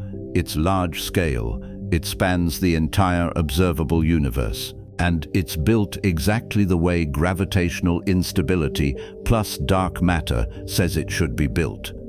The Hubble map also revealed something else. The filaments are not smooth, they're clumpy. Galaxies don't line up neatly along the filaments like beads on a string. They cluster. They bunch up in groups. Some sections of a filament are dense with galaxies. Other sections are almost empty. The clumpiness reflects the underlying dark matter distribution. Dark matter halos aren't evenly spaced along the filament. They form wherever the initial overdensities were strongest. Galaxies form inside those halos, so the visible structure, the galaxies we see, traces the dark matter structure underneath. But it's not a perfect trace. Ordinary matter has its own physics. Gas can heat up, blow out of halos, cool down, fall back in. Star formation can turn on and off. Galaxies can merge. The relationship between dark matter and visible matter is messy, but the large-scale pattern holds. Filaments, walls, nodes, voids, the four components of the cosmic web, and all of it assembled by gravity acting on the framework that dark matter built. One of the cleanest tests of whether gravity is doing what we think it's doing came from a study published recently on the motions of galaxy clusters. Clusters don't just sit still, they move, they fall toward each other along the filaments. If gravity is working the way general relativity says it should, and if dark matter is real and distributed the way the models predict, then clusters should be accelerating toward each other at a specific rate. A team led by researcher Pardo measured the motions of pairs of galaxy clusters and compared them to the predictions. The result was clean. The clusters are falling toward each other exactly as predicted. The quote from the study was blunt. We found that galaxy clusters fall toward each other in a way that's consistent with our standard model of the universe. No deviation, no surprise, gravity works. Dark matter is where we think it is. The web is assembling itself according to the rules. That consistency is both reassuring and unsettling. Reassuring because it means the model works. Unsettling because it means the model depends on something we've never directly detected. Dark matter remains hypothetical in terms of particle identity. We infer it from gravity. We map its distribution by watching how galaxies move and how light bends.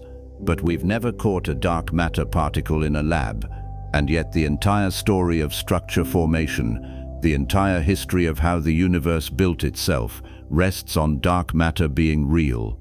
If dark matter isn't real, if it's something else, some modification of gravity we haven't figured out yet, then everything we just described is wrong. Not a little wrong, fundamentally wrong. The web would still be there, the filaments and the voids would still exist, but the explanation for how they formed would have to be rewritten from scratch. Most cosmologists don't think that's going to happen. The evidence for dark matter is too strong, too consistent across too many independent measurements.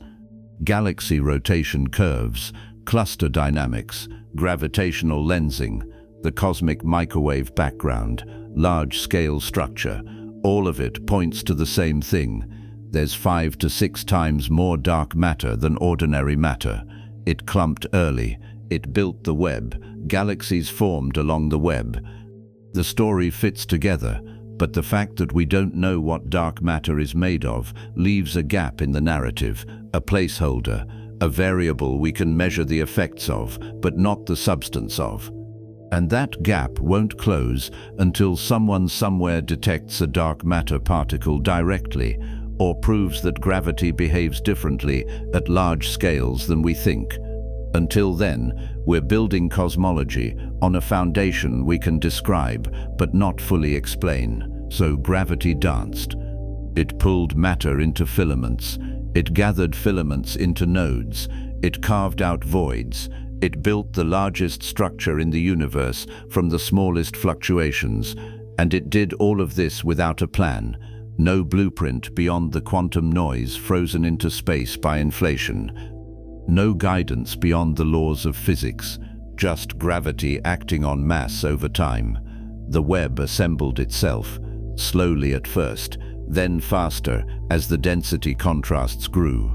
By the time the first galaxies lit up, the web was already there. The highways were already built. The nodes were already marked. Galaxies didn't create the web, they revealed it.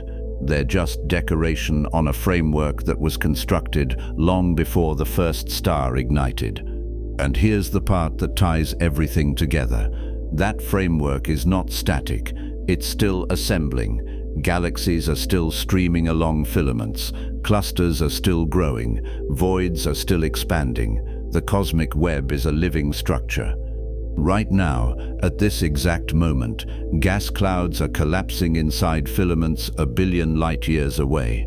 Stars are forming, galaxies are merging, matter is falling into nodes. The dance continues, and it will continue for billions of years more, until the expansion of the universe wins completely. Until the filaments thin out to nothing.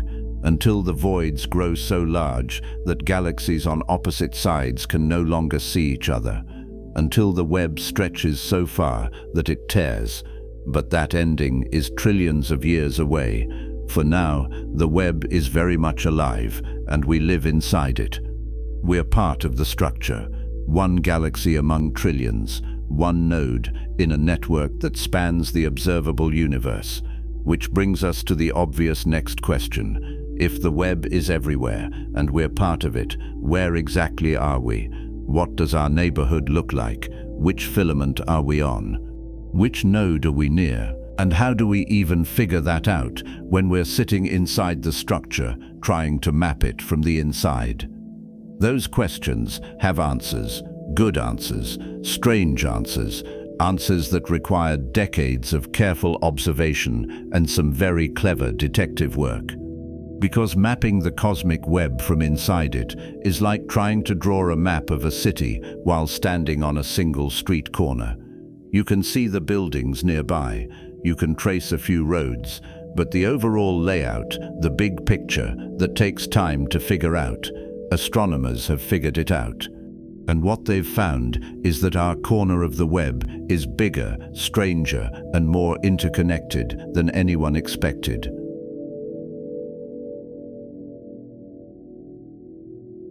So we've traced the history. Quantum fluctuations stretched by inflation, dark matter collapsing early, building the invisible scaffolding, gravity pulling ordinary matter into filaments, carving out voids, assembling nodes where the filaments intersect. The cosmic web spanning the entire observable universe, 90 billion light-years across, 2 trillion galaxies threaded through it like lights on a Christmas tree. Structure on scales so large that human intuition gives up trying to picture them. And through all of that, we've been talking about the universe as if we're outside observers, as if we're standing apart from the web, looking at it from a distance, mapping it objectively. We're not. We're inside it. The Milky Way is part of the structure. We live in the web. And if you want to understand what that actually means, if you want to know where we are and what our neighborhood looks like and what forces are pulling us through space at this exact moment, you have to zoom in. You have to stop thinking about the universe in general and start thinking about our corner of it specifically, our local cosmic address. For most of the 20th century, astronomers thought they had that address figured out. The Milky Way sits in something called the local group, a collection of about 80 galaxies spanning roughly 10 million light-years. Andromeda is the big neighbor.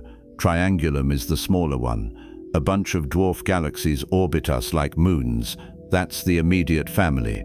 The local group, in turn, sits inside something bigger called the Virgo supercluster, a sprawling collection of galaxy groups and clusters dominated by the massive Virgo cluster sitting about 50 million light-years away. The Virgo supercluster was discovered in the 1950s, and for decades it was considered our cosmic home, our supercluster, the largest structure we were part of. Maps showed it as a flattened disk, roughly 110 million light-years across, containing about 100 groups and clusters. The Milky Way sat near the edge. Virgo sat near the center. Everything in the supercluster was presumably being pulled toward Virgo by gravity. That was the story. Clean, simple, wrong. The problem was that the Virgo supercluster was defined by positions, not motions. Astronomers looked at where galaxies were located in space and drew boundaries around clusters that seemed to be grouped together. But grouping by position doesn't tell you much about dynamics. It doesn't tell you which way galaxies are actually moving.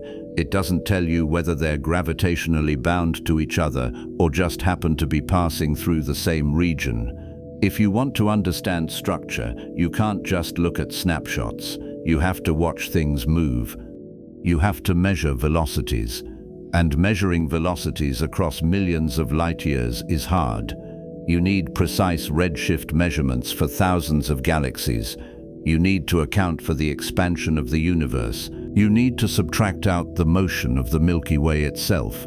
You need computational models to translate all of that into a coherent picture of how matter is flowing through space.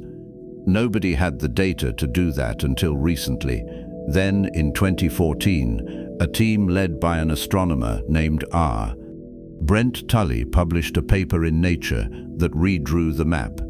Tully and his colleagues had spent years measuring the velocities of galaxies in our local region of the universe, not just a few dozen galaxies, thousands of them.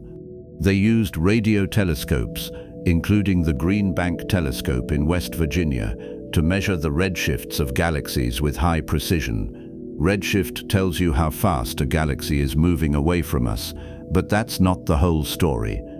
Galaxies also have peculiar velocities, motions caused by gravity pulling them toward nearby mass concentrations. Those peculiar velocities get added on top of the Hubble flow, the general expansion of space. By carefully subtracting out the expansion and isolating the peculiar velocities, Tully's team could see which way galaxies were actually moving, not just how fast they were receding, which direction they were being pulled. What they found was a flow. A coherent pattern of motion spanning hundreds of millions of light-years. Galaxies weren't moving randomly. They were streaming, falling, draining toward a common basin like water flowing downhill toward a valley, and the valley was enormous. It extended far beyond the old boundaries of the Virgo supercluster. Virgo was part of it, sure, but Virgo wasn't the center. The basin was bigger, much bigger. Tully's team mapped the boundaries by looking for the watersheds, the places where the flow reversed direction. Galaxies on one side of a boundary were flowing toward their basin. Galaxies on the other side were flowing toward a different basin. The line between them marked the edge. And when they traced the full extent of our basin, they realized we were living in something far larger than anyone had recognized. They called it Laniakea. The name is Hawaiian. It means immense heaven. Some translations render it as open skies. Either way, the name captures the scale. Laniakea is not a cluster. It's not even a traditional supercluster in the old sense. It's a flow basin, a region of space roughly 500 million light-years across, where galaxies are all moving toward the same gravitational center. That center, the bottom of the valley, is a region known as the Great Attractor. We'll get to that shortly. For now, focus on the size. 500 million light-years. That's 5 times larger than the old Virgo supercluster. Laniakea contains roughly 100,000 galaxies. Some sources put the total mass at 10 to the 17th solar masses, 100 quadrillion suns, 100 million billion suns. The number is too large to mean anything in human terms, but here's a way to think about it.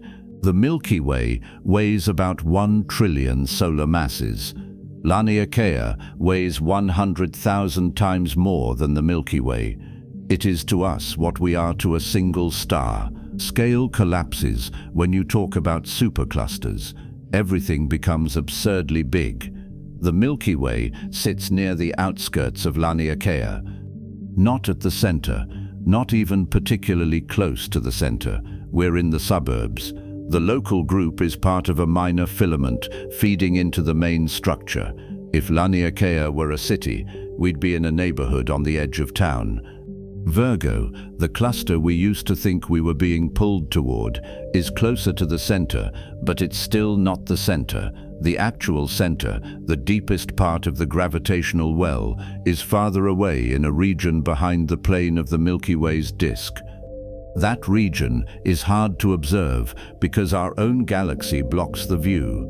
Dust and gas and billions of stars sitting between us and that part of the sky. Astronomers call it the zone of avoidance. Anything behind it is obscured. And for decades, that made mapping the local large-scale structure a nightmare. But velocity measurements don't care about dust. You can measure a galaxy's redshift even if you can't see it clearly. And once Tully's team started mapping the flows, the structure behind the zone of avoidance came into focus. Here's what makes Laniakea strange. It's not a thing in the way a galaxy cluster is a thing. Clusters are gravitationally bound. The galaxies inside them orbit around a common center of mass. They're not going anywhere. They're stuck together. Laniakea is not bound, not permanently. The galaxies inside it are flowing toward the great attractor now, yes, but the structure as a whole is being pulled apart by the expansion of the universe. Dark energy, the mysterious force driving the accelerated expansion, is stronger than the gravity holding Laniakea together. Over billions of years, the flow will reverse. The expansion will win. The galaxies at the edges of Laniakea will drift away. The filaments connecting them will thin out and break. Laniakea is temporary. It's a structure defined by motion, not by permanence. We call it a supercluster, but it's more accurate to call it a watershed, a region where the current is flowing in the same direction, for now. That distinction matters because it changes how we think about our place in the universe. We used to think of superclusters as solid objects, permanent features. Now we know their flow patterns, temporary configurations. The cosmic web is dynamic. It's not a static map, it's a river, and we're caught in the current.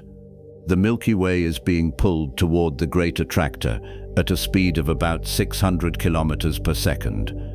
That's on top of the Hubble flow. That's our peculiar velocity, 600 kilometers every second, relative to the cosmic microwave background, which serves as a kind of universal reference frame. We're moving even faster, about 630 kilometers per second in a direction roughly toward the constellation Hydra. Some of that motion is due to the local group's infall toward Virgo. Some is due to Virgo's infall toward the great attractor. Some is due to the great attractor's own motion toward an even larger structure called the Shapley supercluster, sitting beyond Laniakea. Layer after layer of motion, flows within flows. We're not sitting still, we're falling, and we've been falling for billions of years. The great attractor is where the story gets uncomfortable. The name itself sounds ominous, like something out of science fiction, a mysterious force pulling galaxies toward it, and for decades, that's essentially all anyone knew about it. In the 1970s, astronomers started noticing that galaxies in our region of the universe were moving faster than the local mass distribution could explain. There was too much motion, too much infall. Something with a lot of gravity had to be pulling everything toward it. But they couldn't see what. The Great Attractor sits in the zone of avoidance, behind the Milky Way's disk. Observations at visible wavelengths showed nothing unusual, just a vague overdensity of galaxies, nothing massive enough to explain the velocities. Radio observations and infrared observations, which can see through dust, eventually revealed what was there. A massive concentration of galaxies, not a single giant cluster, more like a supercluster, a flattened structure, a sheet or a wall, with several large clusters embedded in it. The National Radio Astronomy Observatory describes it as a large, flat-bottom gravitational valley. Picture a wide, shallow basin. Galaxies drain into it from all directions. The basin isn't deep in the sense that a black hole is deep. It's not a pit. It's more like a broad, low region where mass has accumulated over billions of years. The combined gravity of all that mass creates a pull that affects galaxies hundreds of millions of light years away. We're being pulled toward it. Virgo is being pulled toward it. The entire Laniakea supercluster is draining toward it. Estimates of the Great Attractor's mass vary depending on how you define its boundaries. Some sources put it at tens of thousands of times the mass of the Milky Way. Others include the surrounding structures and get numbers closer to 1 million times the mass of the Milky Way. The uncertainty comes from the fact that the Great Attractor is not a discrete object. It's a region, a concentration. Part of a larger structure called the Norma Cluster or the Norma Hydra Centaurus supercluster, depending on who you ask. The terminology is messy because the boundaries are fuzzy. When you're mapping structures hundreds of millions of light years across, deciding where one supercluster ends and another begins is more art than science. But here's the key point. The Great Attractor is not pulling us because it wants to. It's pulling us because gravity is pulling us. There's nothing mysterious about the mechanism. Mass curves space. Curved space tells galaxies how to move. Galaxies fall toward mass. The more mass, the stronger the pull. The Great Attractor region contains a lot of mass, so it pulls. What made it mysterious for so long was just that we couldn't see it clearly. It was hidden, and humans get nervous when they can't see the thing that's pulling them. Now that we've mapped the region, now that we know what's there, the mystery is mostly gone. It's just gravity doing what gravity does, pulling things together, building structure. Except the Great Attractor is not the end of the story, because it turns out the Great Attractor itself is being pulled towards something even larger. Beyond Laniakea, about 650 million light-years away, sits the Shapley supercluster, one of the most massive structures in the local universe. A supercluster containing more than 8,000 galaxies and weighing roughly 10,000 times the mass of the Milky Way. Shapley is so massive that its gravity affects the motion of everything within 1 billion light years. Laniakea is falling toward Shapley.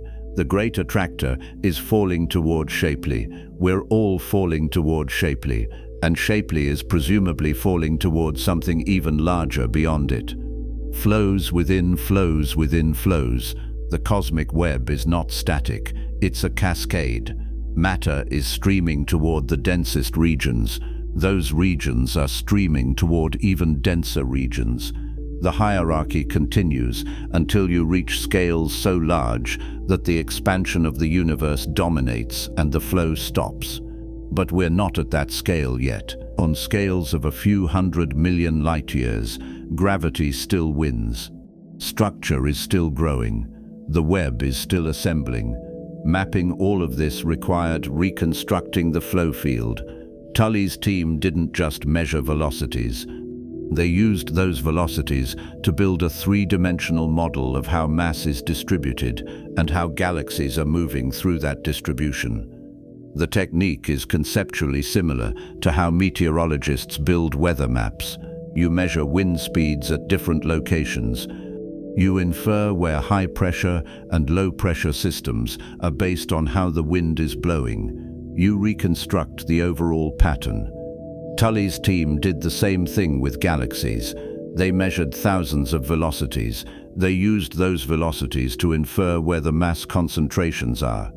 They traced the flow lines, they identified the basins, and they drew boundaries where the flows diverged. The result was a map showing not just where galaxies are, but where they're going. That map is one of the most important achievements in modern cosmology, because it's the first time anyone has been able to define large-scale structure based on dynamics rather than just positions. The old supercluster maps were static. They showed groups and clusters as dots on a page. The new map is kinetic. It shows motion, flow. The difference is profound. A static map tells you what the universe looks like. A flow map tells you what it's doing, and what it's doing is falling. Everything is falling toward something. Galaxies fall toward clusters. Clusters fall toward superclusters. Superclusters fall toward even larger basins. The cosmic web is not a frozen sculpture. It's a waterfall frozen mid-cascade. Except it's not frozen, it's still moving, and we're moving with it. The implications of living in Laniakea are hard to overstate. For one thing, it changes our cosmic address. We used to say the Milky Way is in the local group, which is in the Virgo supercluster. Now we say the Milky Way is in the local group, which is in the Laniakea supercluster, which is being pulled toward the Shapley concentration. The address got longer, more specific, more nested. For another thing, it changes how we think about what a supercluster is. Superclusters are not permanent objects. They're flow basins. They exist because matter is falling toward them. When the expansion of the universe eventually overwhelms gravity, when dark energy pulls space apart faster than gravity can pull it together, the flow will stop. The basins will drain. Laniakea will dissolve, not collapse, dissolve. The galaxies inside it will drift apart. The filaments connecting them will stretch and thin until they break. In a few tens of billions of years, maybe a few 100 billion, depending on how dark energy behaves, Laniakea will no longer exist as a coherent structure. The galaxies will still be there. They'll just be isolated, alone, no longer part of a flow. That future is distant. For now, Laniakea is very much a thing, and it matters because it's the scale at which the cosmic web becomes personal. Filaments billions of light years long are abstract, hard to picture, hard to care about. But Laniakea is our filament, our basin, our home on scales larger than galaxies. Understanding Laniakea means understanding where we fit in the web, and the answer is that we fit near the edge, in a minor tributary feeding into a larger flow. We're not at the center of anything. We're not special in terms of location. We're just one more galaxy among 100,000, all of us streaming toward the same gravitational valley, all of us caught in the same current, all of us part of the same temporary structure that will eventually dissolve when the universe gets too big for gravity to hold it together. The velocity maps also revealed something unexpected. The flow toward the great attractor is not symmetric. Galaxies on one side of Laniakea are streaming in faster than galaxies on the other side. The basin is lopsided.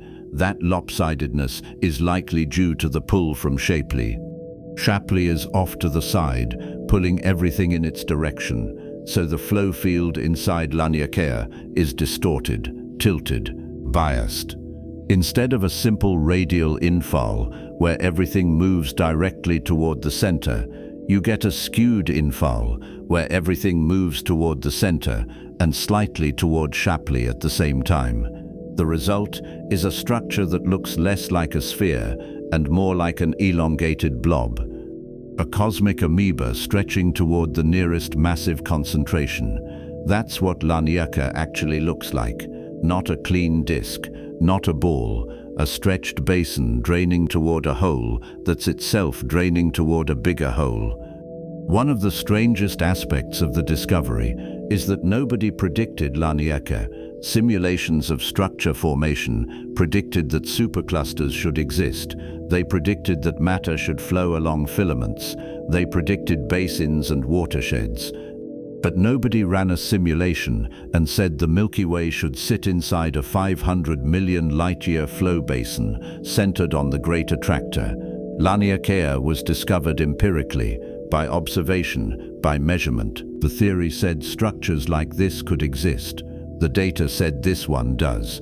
And now cosmologists are going back to the simulations and checking whether the models actually reproduce Laniakea or whether there's something about our local environment that the models missed. Early results suggest the models are fine. Structures like Laniakea show up in the simulations.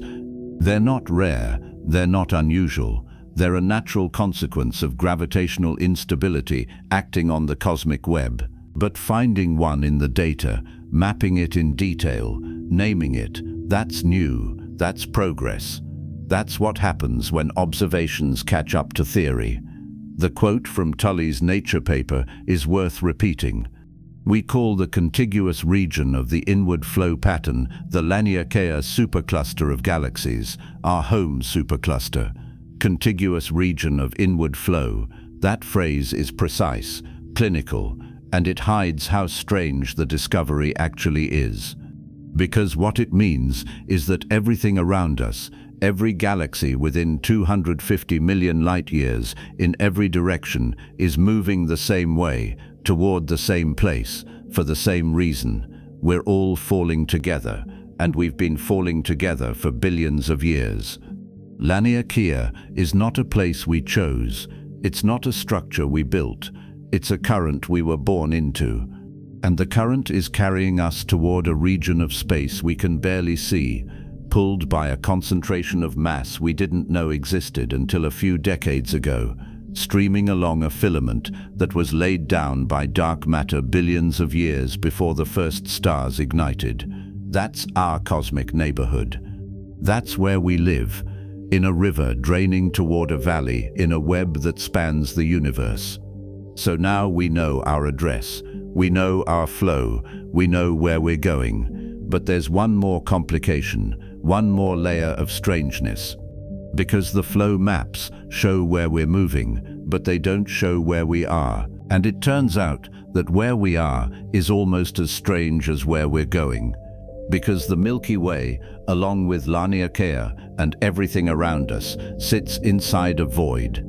Not in the sense that we're surrounded by empty space. We're clearly not. Laniakea contains 100,000 galaxies. But on larger scales, on scales of 1 billion light-years, we're sitting in an underdense region, a bubble in the cosmic web where the density of galaxies is lower than average, a lot lower. We live in a void. And that void has a name, a size, and implications that make cosmologists deeply uncomfortable. Because if you live in a void, your view of the universe is biased, your measurements are skewed, your conclusions about how fast the universe is expanding might be wrong. And that brings us to the next chapter, the void within, the hole in the web that we call home.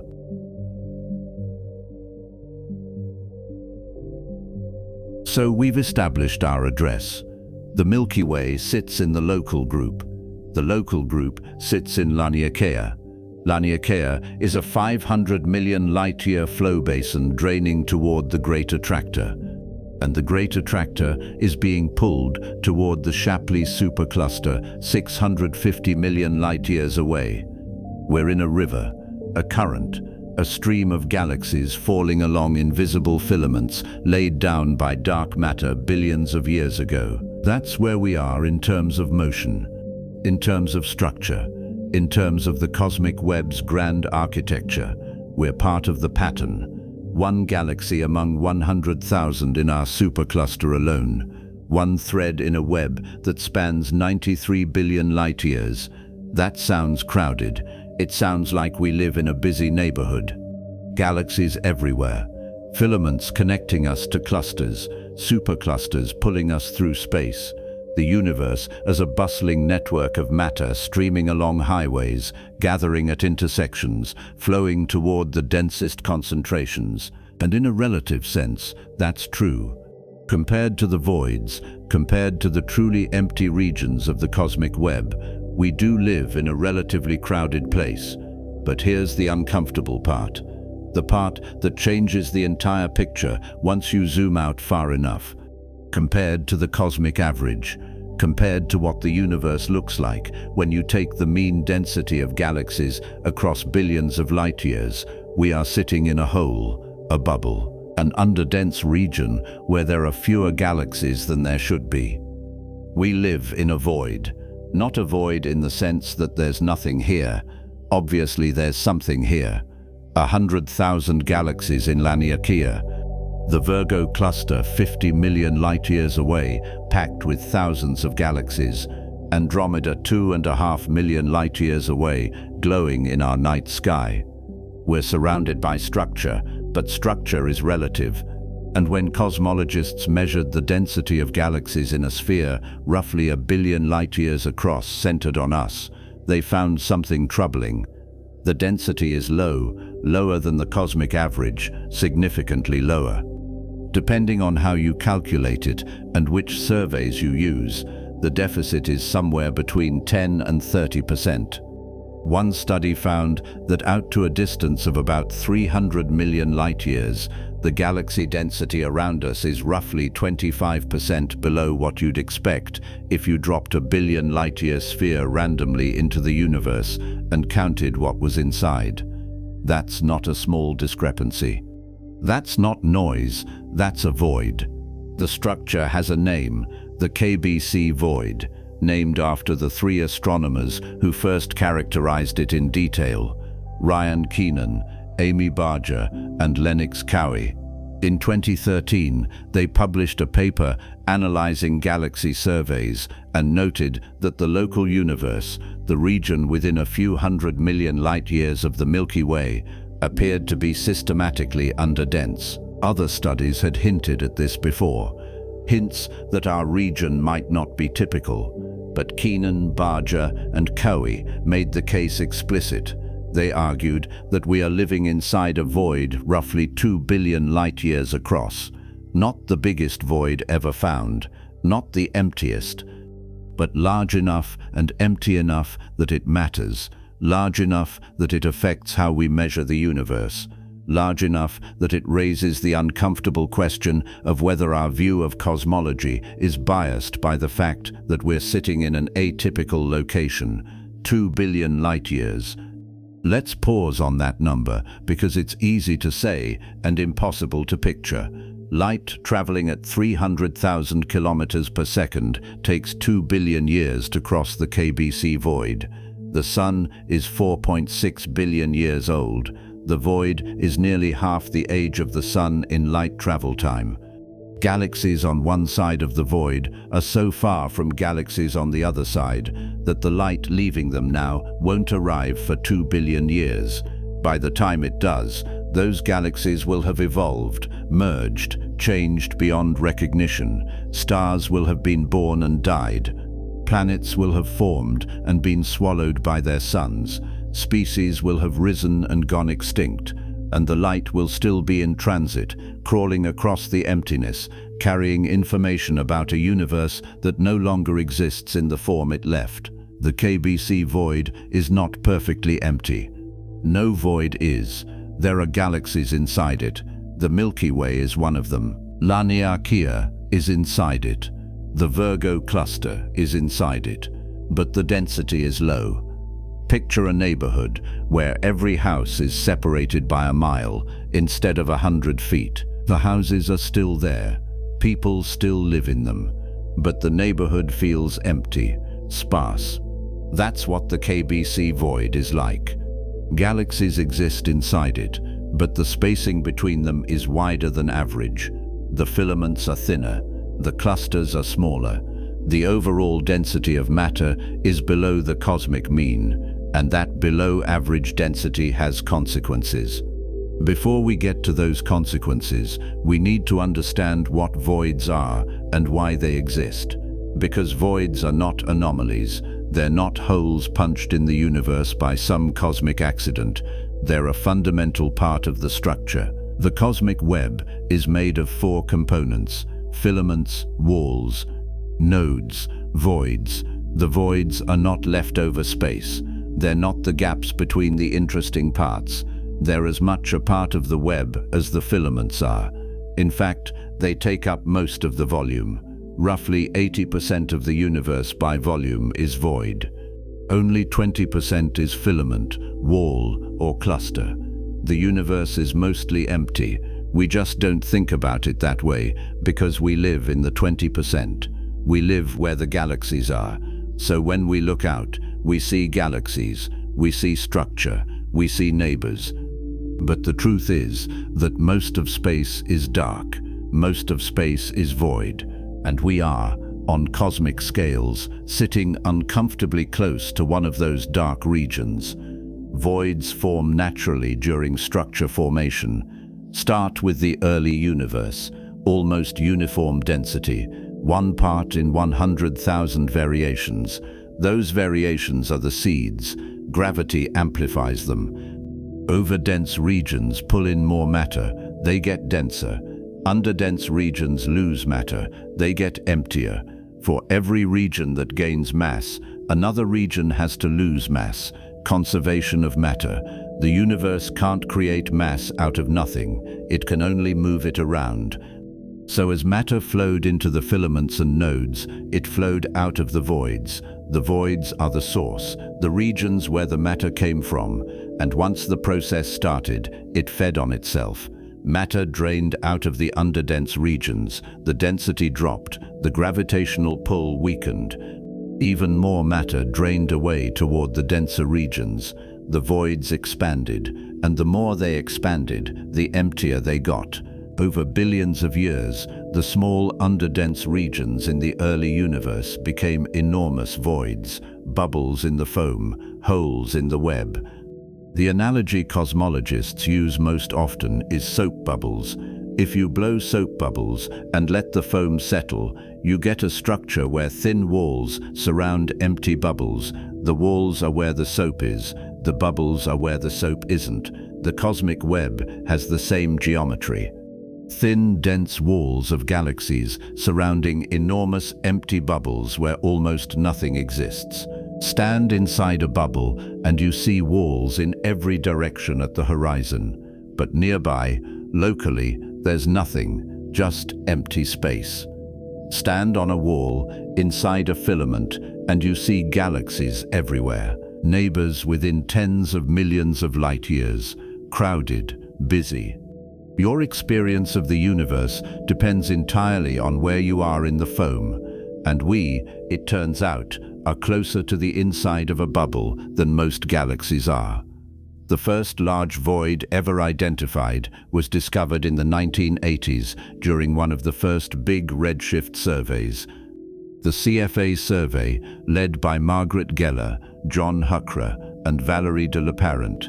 They were mapping the 3-dimensional positions of galaxies in a narrow slice of sky. When they plotted the results, they saw something nobody had predicted.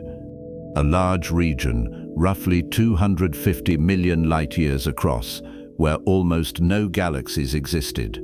They called it a void, the CFA void, and it was the first clear evidence that the universe had large-scale structure, that galaxies were not spread evenly, that there were deserts.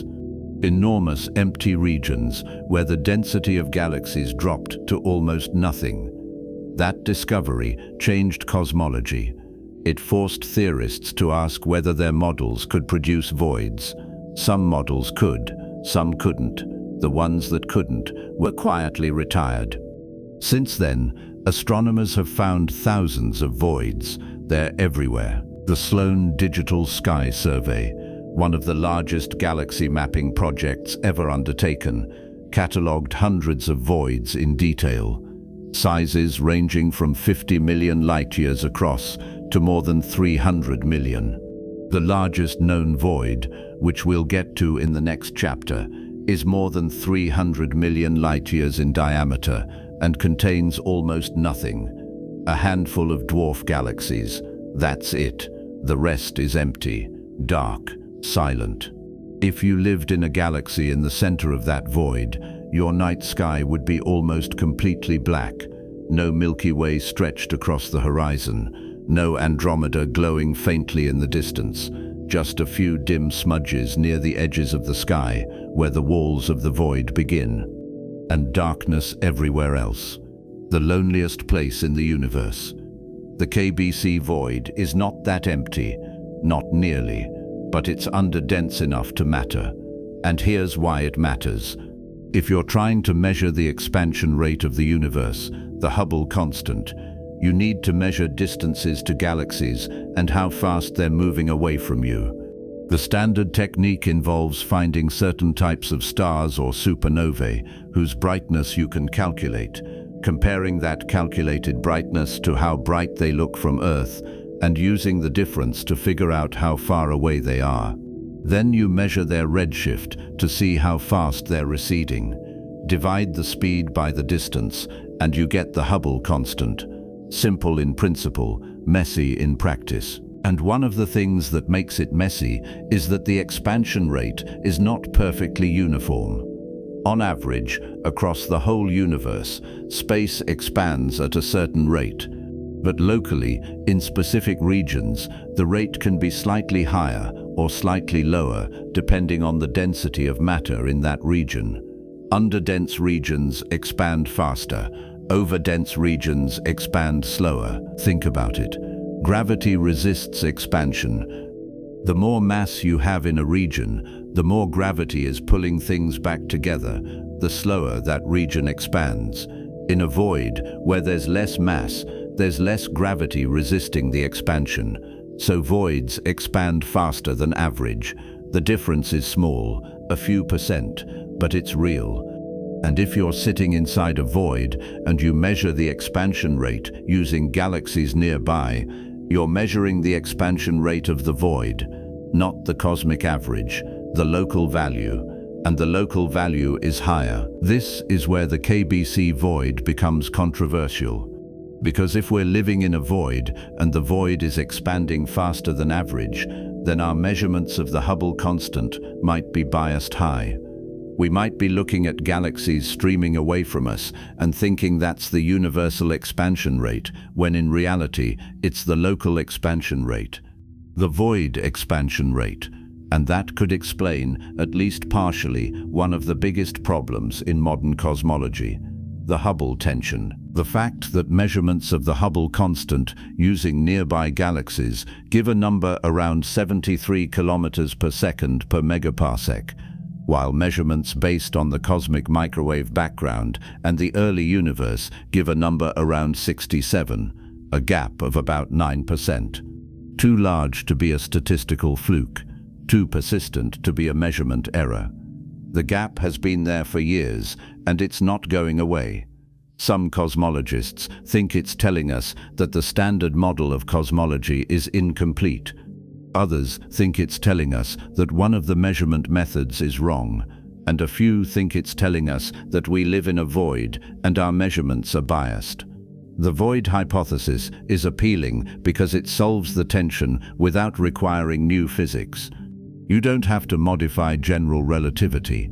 You don't have to add new particles or fields. You just have to accept that we're sitting in an atypical location, a region where the density is lower than average, and because the density is lower, the local expansion rate is higher. Measure the expansion rate locally and you get 73. Measure it globally using the cosmic microwave background and you get 67. Both numbers are correct, they're just measuring different things, the local rate and the global rate. And the difference between them is what you'd expect if we're sitting inside a 2 billion light-year void. The problem with this idea is that it requires the void to be both large and underdense enough to produce a 9% effect. And when cosmologists run the numbers, the KBC void, as currently characterized, a 2 billion light-year region with a density deficit of about 25%, gets you part of the way there, but not all the way. You can explain maybe half the Hubble tension, maybe a bit more if you tweak the parameters. But you can't explain the whole thing, not with the void alone. You'd need the void to be bigger or emptier or both, and the observational evidence for a void that big and that empty is shaky. Some surveys see it, others don't. The data is noisy. The measurements are hard. Galaxy surveys at those distances are incomplete. You're looking at faint galaxies billions of light years away and trying to count them accurately enough to say whether the density is 10% low or 30% low.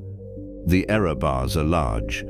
The conclusions are uncertain. So the KBC void might explain part of the Hubble tension, or it might not, or it might be real but smaller than we think, or it might be an artifact of how we're analyzing the data. The jury is still out. But the fact that we're even asking the question, the fact that cosmologists are seriously considering the possibility that we live in a void and that void is biasing our measurements, tells you something important. Our location in the universe is not neutral. We are not sitting at a random average spot. We're sitting somewhere specific, somewhere with properties, and those properties affect what we see. They affect what we measure. They affect our conclusions about how the universe works. Here's an analogy. Imagine you're trying to measure the average temperature of Earth. You drop a thermometer in your backyard. It reads 70 degrees Fahrenheit. You conclude that the average temperature of Earth is 70 degrees, except your backyard is in California, and California is warmer than average. If you drop the thermometer in Antarctica, you'd get a very different number. The measurement is correct for your location, but your location is not representative of the planet as a whole. The KBC void is the cosmological version of that problem. We're taking measurements from inside a region that might not be typical, and if it's not typical, our measurements might not reflect the cosmic average. They reflect the local average, which is useful, but not the same thing. The University of Maryland researchers who have been studying the KBC void in detail have pointed out that even if the void doesn't fully explain the Hubble tension, it still matters because it tells us something about large-scale structure. It tells us that voids this large exist, that underdense regions spanning billions of light years are part of the cosmic web, that the foam analogy is not just a cute picture, it's real. The universe genuinely has a bubble structure on the largest scales, and we happen to live in one of the bubbles, not at the center, not at the edge, somewhere in between. Close enough to the walls that we can see galaxies, far enough from the walls that the density around us is below average. One of the ways astronomers have tried to test whether the KBC void is real is by looking at how galaxies move. If we're in a void, galaxies at the edges of the void should be streaming outward, away from the center, toward the denser regions outside. That outward flow would be detectable as a pattern in the peculiar velocities of galaxies. Measure enough galaxies and you should see a coherent outward motion. Some studies have found hints of that motion, others haven't. The data is noisy, the velocities are hard to measure. You're trying to detect motions of a few hundred kilometers per second on top of the Hubble flow, which is tens of thousands of kilometers per second at those distances. It's like trying to hear a whisper in a hurricane. Possible in principle, very difficult in practice. Another test is to look at the cosmic microwave background. If we're sitting in a large, underdense region, the path that light takes to reach us from the early universe passes through that underdensity, and passing through an underdensity affects the light. Specifically, it causes something called the integrated Sachs-Wolf effect. Photons climbing out of gravitational wells lose energy and get redshifted. Photons falling into gravitational wells gain energy and get blue shifted. If the gravitational wells are static, the effects cancel. But if the wells are growing or shrinking due to the expansion of the universe and the influence of dark energy, the effects don't cancel. You get a net shift.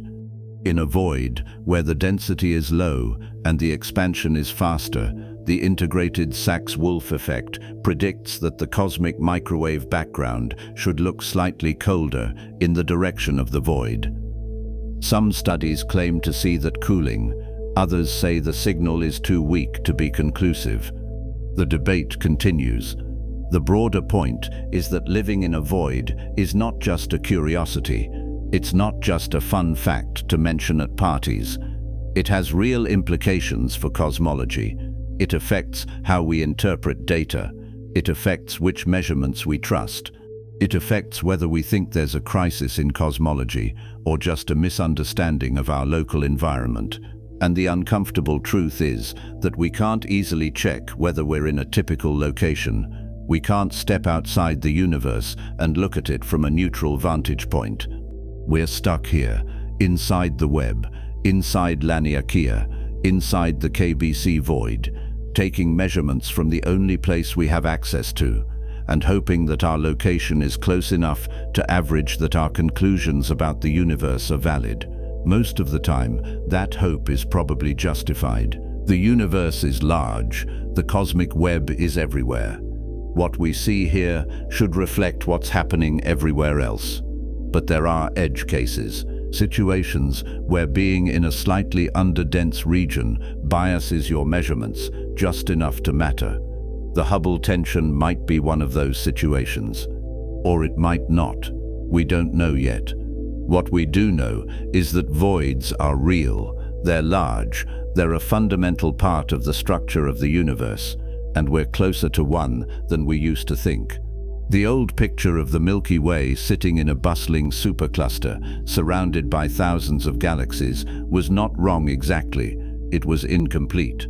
Zoom out and you see that the supercluster is sitting inside a larger underdense region. Zoom out further, and that underdense region is one bubble in a foam that extends across the observable universe.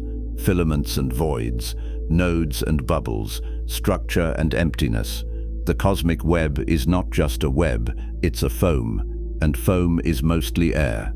Here's a number that drives that point home.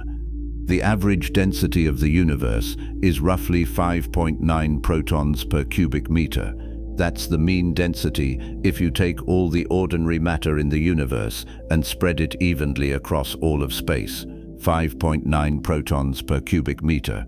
For reference, the air you're breathing right now contains about 10 to the power of 25 molecules per cubic meter, 25 orders of magnitude denser than the cosmic average.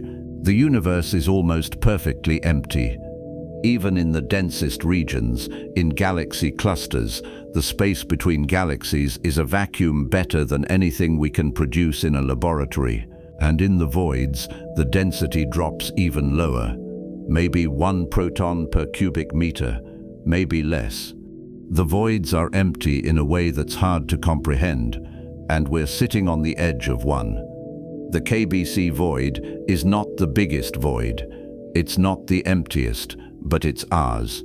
And the fact that it exists, that we can measure it, that we can debate its size and its implications, tells us something important about how far cosmology has come. A century ago, we didn't even know other galaxies existed. 50 years ago, we didn't know the universe had large-scale structure. 20 years ago, we didn't have detailed maps of the cosmic web. Now we're arguing about whether we live in a void and whether that void is biasing our measurements of the expansion rate. That's progress, uncomfortable progress, but progress, and the story doesn't end with the KBC void. Because the KBC void, as large and as underdense as it is just one void among many. There are voids larger than it, voids emptier than it, voids so profoundly empty that they challenge our understanding of how structure forms. Voids where the density is so low that you could travel for hundreds of millions of light years and see almost nothing. One of those voids, the most famous one, the one that made astronomers realize just how empty the universe can be, sits roughly 700 million light years from Earth. It's called the Boots Void, and it is, by almost every measure, the loneliest place we've ever found. A hole in the web so large and so empty that for decades no one could explain how it got there. That's where we're going next. From the void we live in to the void that redefined what emptiness means.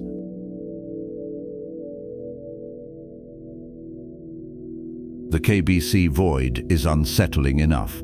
A 2 billion light-year bubble where the density of galaxies drops below average.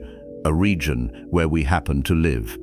A hole in the foam that might be biasing our measurements of how fast the universe is expanding. Large enough to matter, empty enough to raise questions, but not so extreme that it defies explanation. Voids like the KBC void are predicted by the standard model. They're common, they're part of the structure. Uncomfortable, yes, but not inexplicable. Then there's the Boots void. And the Boots void is something else entirely. It is not just underdense, it is not just large. It is a hole in the universe so profoundly empty that when astronomers first mapped it in the early 1980s, some of them thought they had made a mistake. A region 330 million light-years across, containing almost nothing. Not a relative nothing, not a below-average density, an actual nothing. Where there should be thousands of galaxies, there are fewer than 100. Where there should be clusters and groups lighting up the cosmic web, there is darkness. The Boots void is the loneliest place we have ever found, and for more than 40 years, no one has been able to fully explain how it got that empty. The discovery happened by accident. In 1981, a team of astronomers led by Robert Kirshner at the University of Michigan was conducting a redshift survey of galaxies. This was early work. Redshift surveys were new. The technology was primitive by today's standards. Measuring the redshift of a single galaxy took hours. Building a three-dimensional map of even a small patch of sky required weeks of telescope time and hundreds of individual observations. But Kirshner's team was persistent. They were mapping galaxies in the direction of the constellation Boots, a faint grouping of stars in the northern sky. The plan was to measure distances to a few hundred galaxies and see how they were distributed. Look for clusters, look for structure. Add a few more data points to the growing picture of the local universe. What they found instead was a hole, not a small gap, not a region where galaxies were slightly sparse, a void, 330 million light-years in diameter, roughly spherical, almost completely empty. They kept looking. They assumed the first pass had missed galaxies. Surely there were faint galaxies in there that the initial survey hadn't detected. Surely if they looked deeper, with longer exposures, they'd find the missing structure. They looked deeper. The void stayed empty. Follow-up observations over the next several years confirmed it. The Boots void was real. It was huge, and it contained almost nothing. 330 million light-years. Let's sit with that number for a moment, because it's easy to say and impossible to internalize. The distance from Earth to Andromeda, our nearest large galactic neighbor, is 2.5 million light-years. The Boots void is more than 130 times wider than that. The entire local group, the collection of 80 galaxies we're part of, spans about 10 million light-years. You could line up 33 local groups end-to-end across the Boots void and still not reach the other side. The Virgo cluster, one of the largest structures in our neighborhood, sits about 50 million light-years away. The void is more than 6 times wider than the distance to Virgo. If you could somehow stand at the center of the Boots void and look out in every direction, the nearest major galaxy would be more than 160 million light-years away. You would see nothing. No Milky Way arcing across your sky, no Andromeda glowing faintly in the distance. No nearby clusters, just a handful of dim smudges scattered across the horizon where the walls of the void begin. And between you and those walls, darkness. Perfect, unbroken, cosmological darkness. Here's another way to think about the scale. Light leaving one side of the Boots void takes 330 million years to reach the other side. The dinosaurs went extinct 66 million years ago. Light that started crossing the void when dinosaurs were still walking the Earth would only be 1/5 of the way across. The Sun is 4.6 billion years old. The void is roughly 7% of the Sun's age in light travel time. These comparisons don't make the number smaller. They just highlight how absurdly large it is. The Boots void is not a gap between galaxies. It's a chasm, a hole in the structure of the universe, so wide that crossing it at the speed of light would take longer than the entire history of complex life on Earth. And it's not supposed to be there. Or rather, voids are supposed to be there. Voids are predicted by the standard model, but voids this empty are not. When cosmologists run simulations of structure formation, they get voids, lots of them, bubbles in the foam, regions where the density drops below average as matter drains into the filaments. That's expected, that's normal. But the voids in the simulations are not this empty. They contain some galaxies. Not as many as the filaments, obviously, but enough that if you placed a telescope in the void and looked around, you'd see something. A few neighbors, a scattering of small galaxies, the occasional dwarf cluster. The Boots void is emptier than that, a lot emptier. The density of galaxies inside it is about 10% of what you'd expect in an average region of space. 10%. That means 90% of the galaxies that should be there are missing. They're not hiding. They're not too faint to see. They're just not there. The void ate them. Or more accurately, the void never formed them in the first place. Kirshner and his colleagues tried to count what was actually inside the void. Early surveys found almost nothing. A few small galaxies scattered near the edges. Follow-up work over the next few decades, using better telescopes and deeper exposures, raised the count. Current estimates put the number somewhere around 60 galaxies inside the entire void. 60. For a region 330 million light-years across. For comparison, the local group, which spans 10 million light-years, contains about 80 galaxies. The Virgo cluster, which spans about 15 million light-years, contains more than 2,000. The Boots void is 330 million light-years across and contains 60.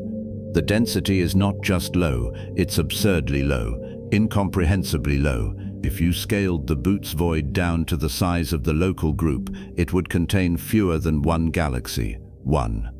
You'd have a 10 million light-year bubble with a single lonely galaxy sitting somewhere in the middle and nothing else. The nickname came quickly. Astronomers started calling it the Great Nothing. The name stuck. It's informal. It's not a technical term.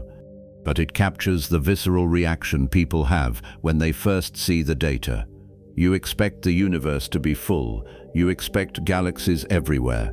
Clusters and groups and filaments lighting up the sky. And then you point your telescope at Boots and you find nothing. A hole so empty that it looks like someone reached into the cosmic web and scooped out a chunk.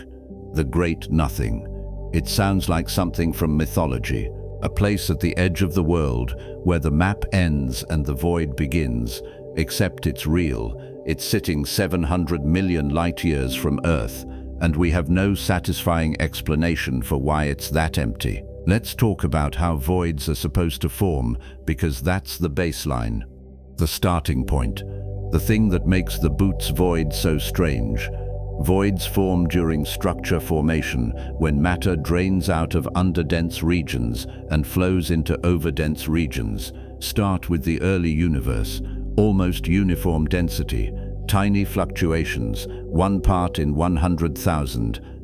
Gravity amplifies those fluctuations. Overdense regions get denser, underdense regions get emptier. Over hundreds of millions of years, the contrast grows.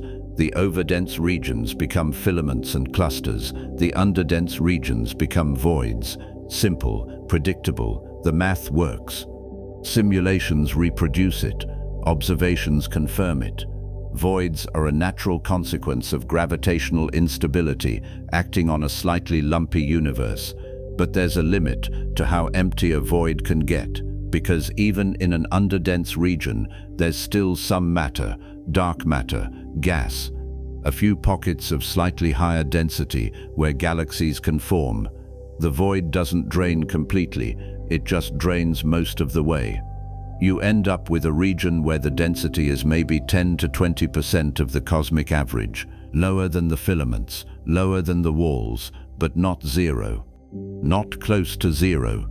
The Boots void is close to zero. 10% of the expected density is already low. The Boots void is at or below that threshold, depending on how you measure it. That's the problem. Voids this empty require very specific initial conditions.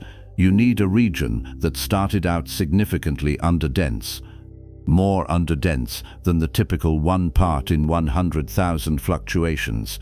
You need that region to be large, hundreds of millions of light years, and you need the surrounding regions to be overdense enough to pull matter out of the void efficiently.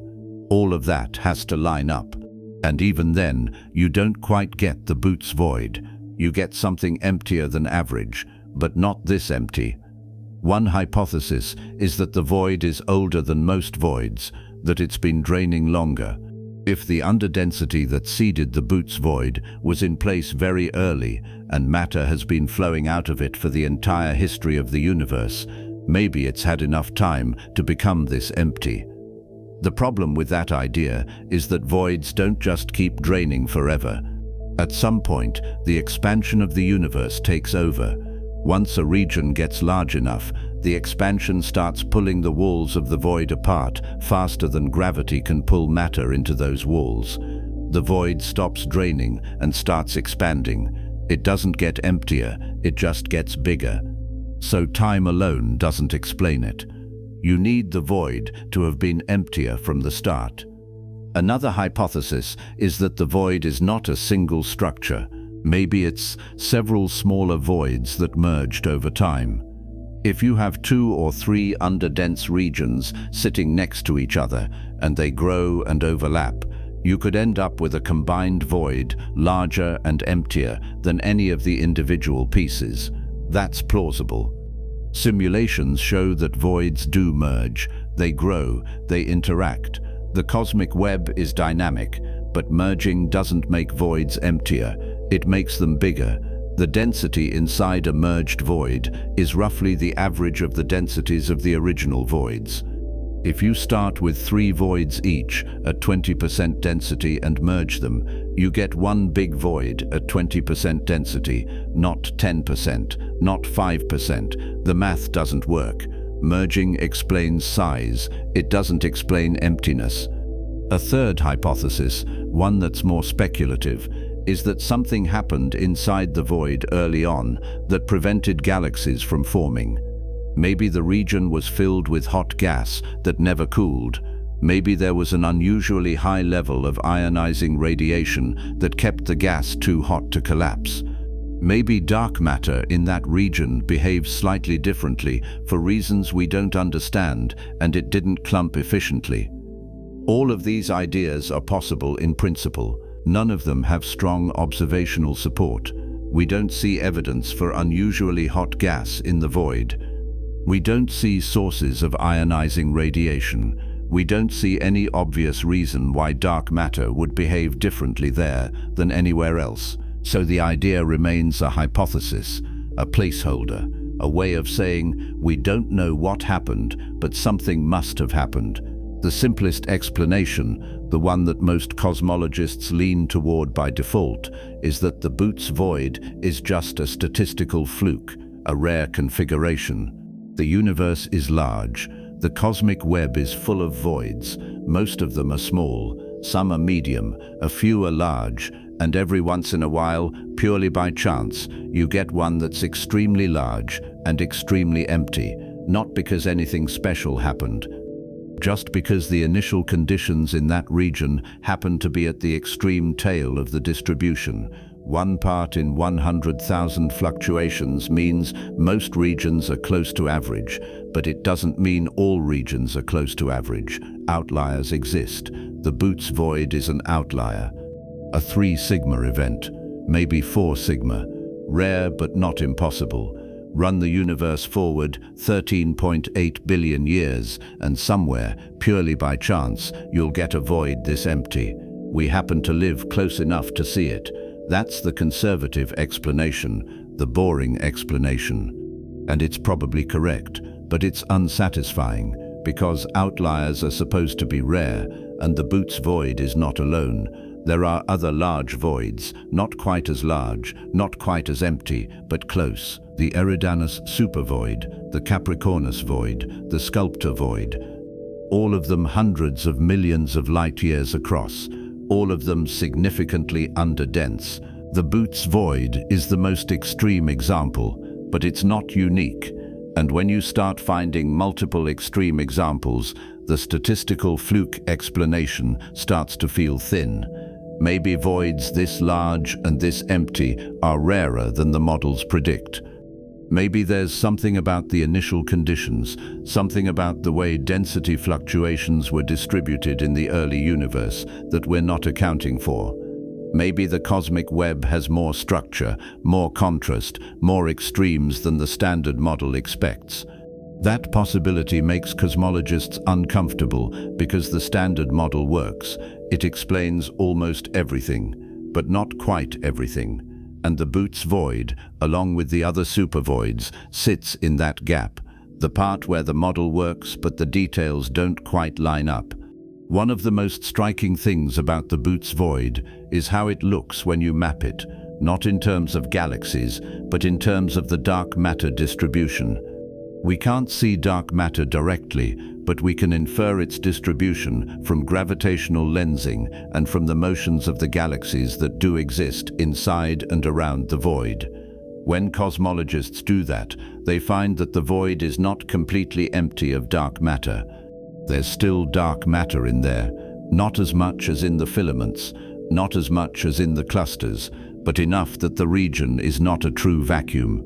The dark matter forms a diffuse halo filling the void, and that halo has structure, faint filaments, tiny clumps, places where the dark matter is slightly denser than the surrounding space. Those clumps are where the few galaxies inside the void formed. They're sitting in the deepest parts of the dark matter wells, but the wells are shallow, much shallower than the wells in normal regions. So the galaxies are small, dim, underdeveloped. They didn't have enough mass to pull in large amounts of gas and form big spiral galaxies. They're runts, dwarfs, leftover scraps from a structure formation process that mostly failed. Here's an analogy. Imagine you're trying to grow a garden. You plant seeds in soil. In most parts of the garden, the soil is rich, deep, full of nutrients. The seeds grow into healthy plants, big, strong, productive. But in one corner of the garden, the soil is thin, rocky, depleted. You plant seeds there too, but they struggle. A few manage to sprout. Tiny, stunted plants that barely survive.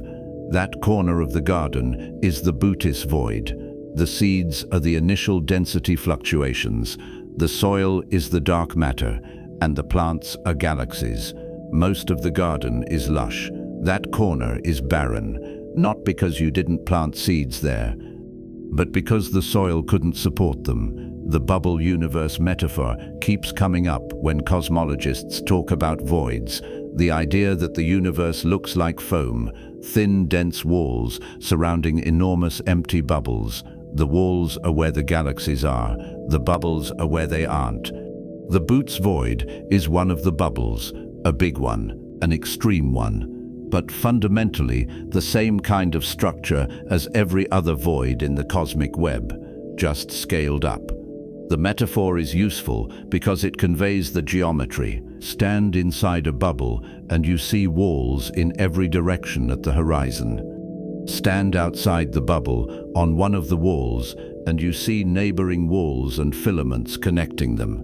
Your experience depends on where you are in the foam, and most of the volume is bubble, empty space, air. The universe is a foam, and the foam is mostly nothing. That realization, the understanding that most of the universe is void, changes how you think about the cosmic web.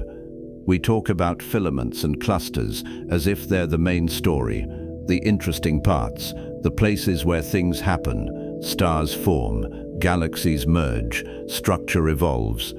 All of that is true, but it's happening in a minority of the volume. 80% of space is void. Only 20% is filament or wall or cluster. The universe is not a network of bright connected regions. It's a network of thin, bright threads stretched across an ocean of darkness. The threads are real, the connections are real, but the ocean is bigger, and the Boots void is what the ocean looks like when you're close enough to measure it in detail. Not an abstraction, not a number in a paper, a real place. 330 million light-years of almost nothing. A hole in the web big enough to swallow tens of thousands of galaxies and still have room left over. If you could somehow travel to the center of the Boots void, if you could place a telescope there and look around, your view of the universe would be profoundly different from ours. The Milky Way sits in a filament. We have neighbors. Andromeda is 2.5 million light-years away.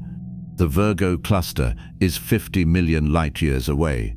We see galaxies everywhere we look, thousands of them, bright, close, connected. From the center of the Boots void, you'd see almost nothing.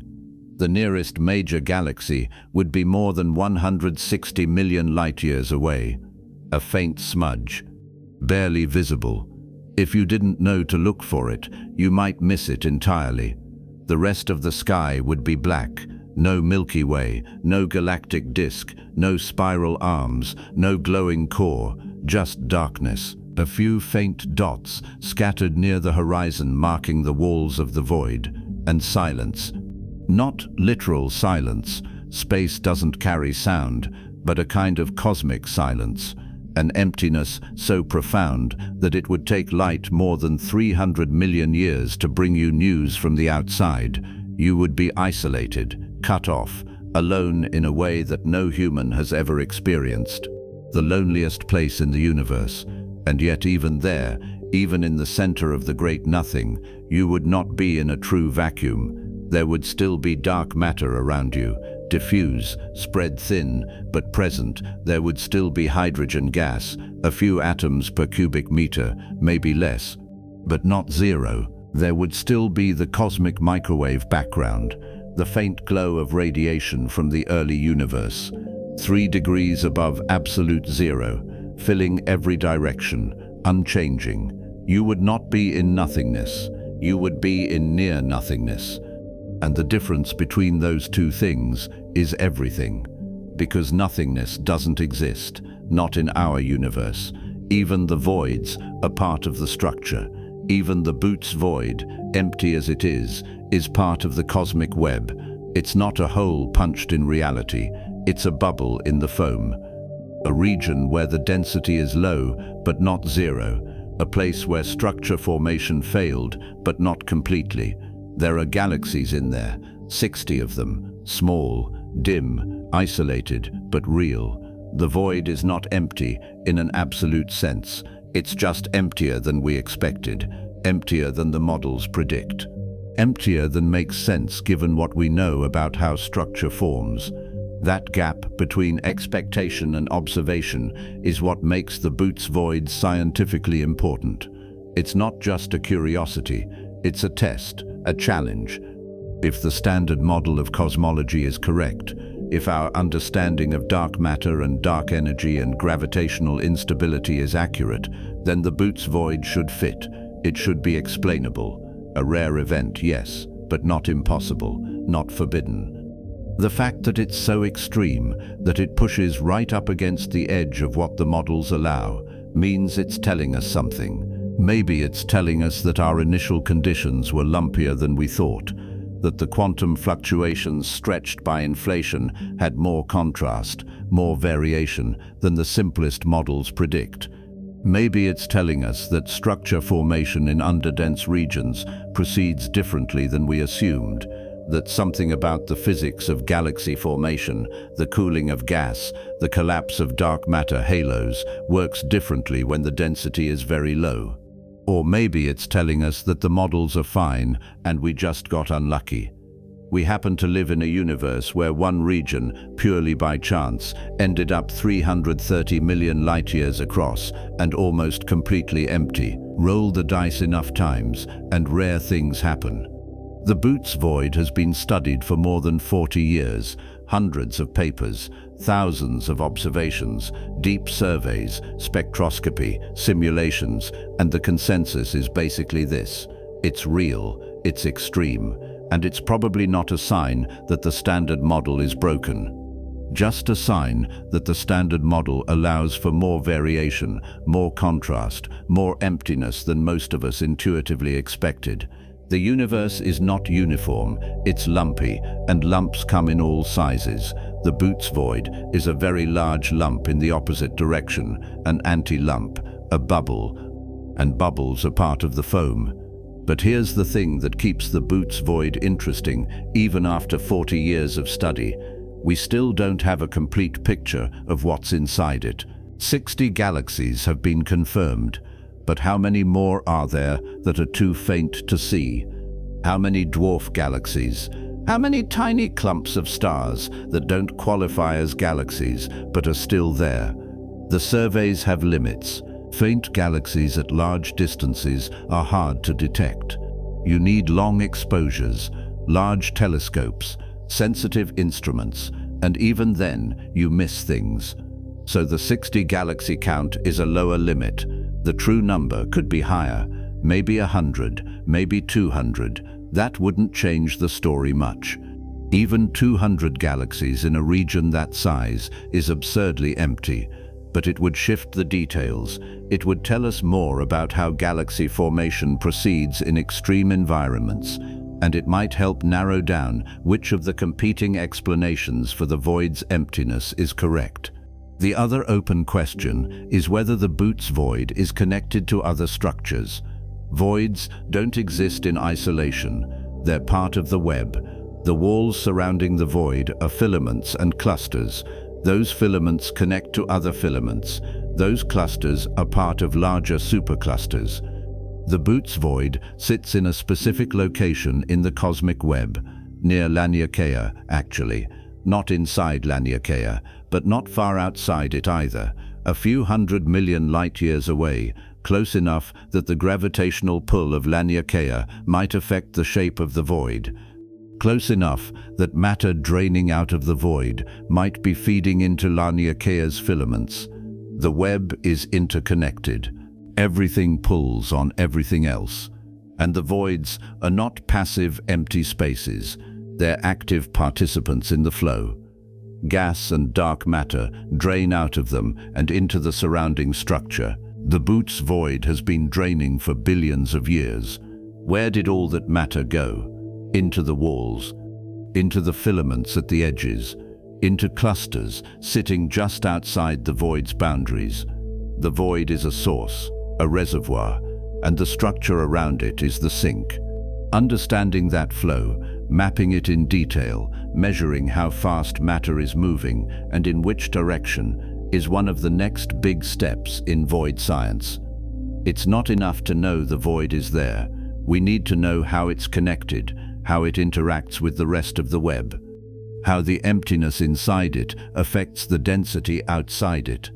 Those questions require velocity measurements, redshifts, peculiar velocities, the same techniques that were used to map Laniakea.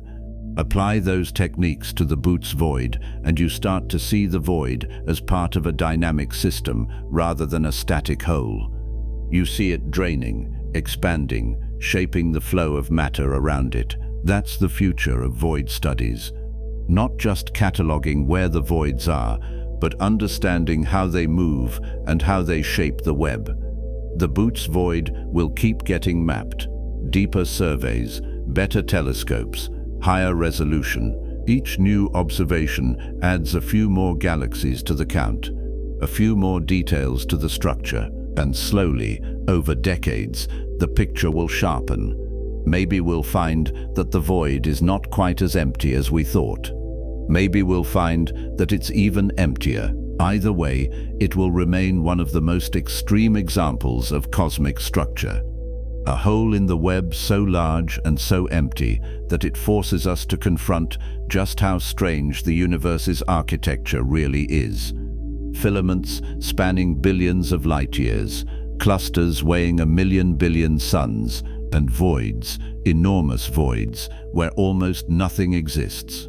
The cosmic web is not a metaphor, it's a description, and the Boots void is proof that the description is not exaggerated. The universe genuinely has holes this big, empty regions this vast, bubbles in the foam this profound. The great nothing is real, and it's sitting 700 million light years away, waiting for anyone with a telescope and a sense of scale to look at it and realize just how empty space can be.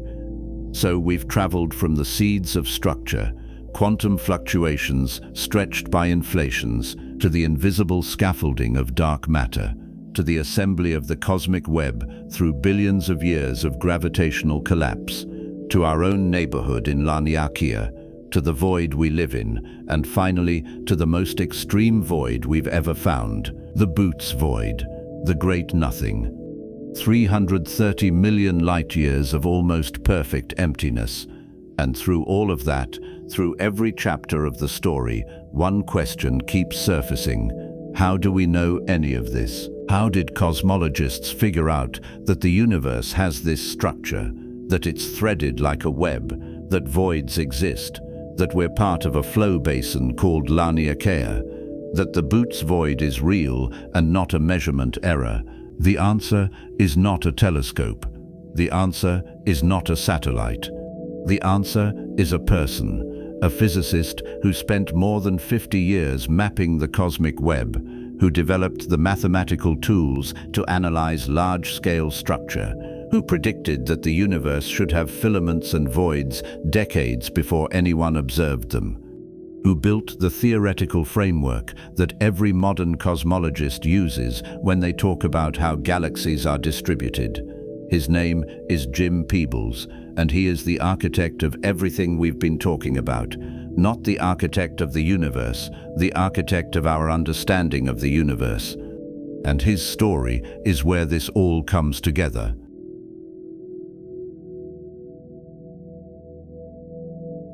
So we have traced the story from beginning to end, from the first fraction of a second after the Big Bang, when quantum fluctuations jittered in the foam of space-time, stretched by inflation into ripples spanning what would eventually become the observable universe. From dark matter collapsing early, building the invisible scaffolding, the framework that ordinary matter would later follow. From gravity pulling gas into filaments, carving out voids, assembling clusters at the nodes where those filaments intersect. From the cosmic microwave background, that baby photo of the universe taken when it was only 380,000 years old, showing us the seeds of everything we see today. From Laniakea, our 500 million light-year home supercluster, draining toward the Great Attractor. From the KBC void, the underdense bubble we're sitting inside, possibly biasing our measurements of how fast the universe is expanding. From the Boots void, the great nothing, 330 million light-years of emptiness so profound it challenges our understanding of how structure forms. We have mapped the cosmic web from the quantum scale to the largest structures in existence, and through all of it, one question has been lurking in the background. How did anyone figure this out? Because the cosmic web is not obvious. You can't just point a telescope at the sky and see it. What you see when you look up are stars. Thousands of them if you're in a dark location. Tens of thousands if you have good eyes and no light pollution. All of them part of the Milky Way, our own galaxy. The structure beyond that, the galaxies beyond ours, the clusters beyond those galaxies, the filaments connecting the clusters, the voids sitting between the filaments, none of that is visible to the naked eye. Andromeda shows up as a faint smudge if you know where to look. The Virgo cluster is invisible without a telescope. The cosmic web spanning billions of light years is completely hidden. Mapping it required more than observations. It required theory, a framework, a set of predictions about what should be there and why. Someone had to build that framework. Someone had to connect the observations to the physics.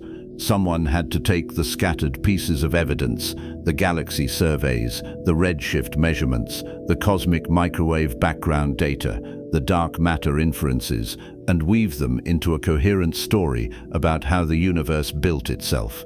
That someone was Jim Peebles. Peebles is not a household name. He is not famous the way Einstein is famous, or Hawking was famous. You will not see his face on posters or his quotes on coffee mugs. But within the field of cosmology, within the community of physicists and astronomers who study the large-scale structure of the universe, Peebles is a giant. Paul Steinhardt, a cosmologist at Princeton, called him exactly that, a giant in the field. The Royal Swedish Academy of Sciences, when they awarded him the Nobel Prize in Physics in 2019, said his theoretical framework, developed over 2 decades, is the foundation of our modern understanding of the universe's history from the Big Bang to the present day, not a contribution. The foundation. Peebles did not discover the cosmic web. He explained it. He predicted it. He built the mathematical tools that let other astronomers go out and map it. And he did all of this starting in the 1960s, decades before the observations caught up. Jim Peebles was born in Canada in 1935. He moved to the United States for graduate school, ending up at Princeton University in the late 1950s. His PhD advisor was Robert Dicke, a physicist who was working on a variety of problems, including the question of whether the early universe should have left behind some kind of thermal radiation, a faint glow, an afterglow from the hot, dense state that existed shortly after the Big Bang. Dicke and his team were planning to build a radio antenna to search for that glow. They were too late. In 1965, 2 researchers at Bell Labs, Arno Penzias and Robert Wilson, accidentally discovered the signal while trying to eliminate noise from a radio telescope they were using for satellite communications. They found a persistent hiss coming from every direction in the sky, a microwave signal with a temperature of about 3 degrees above absolute zero. They had no idea what it was.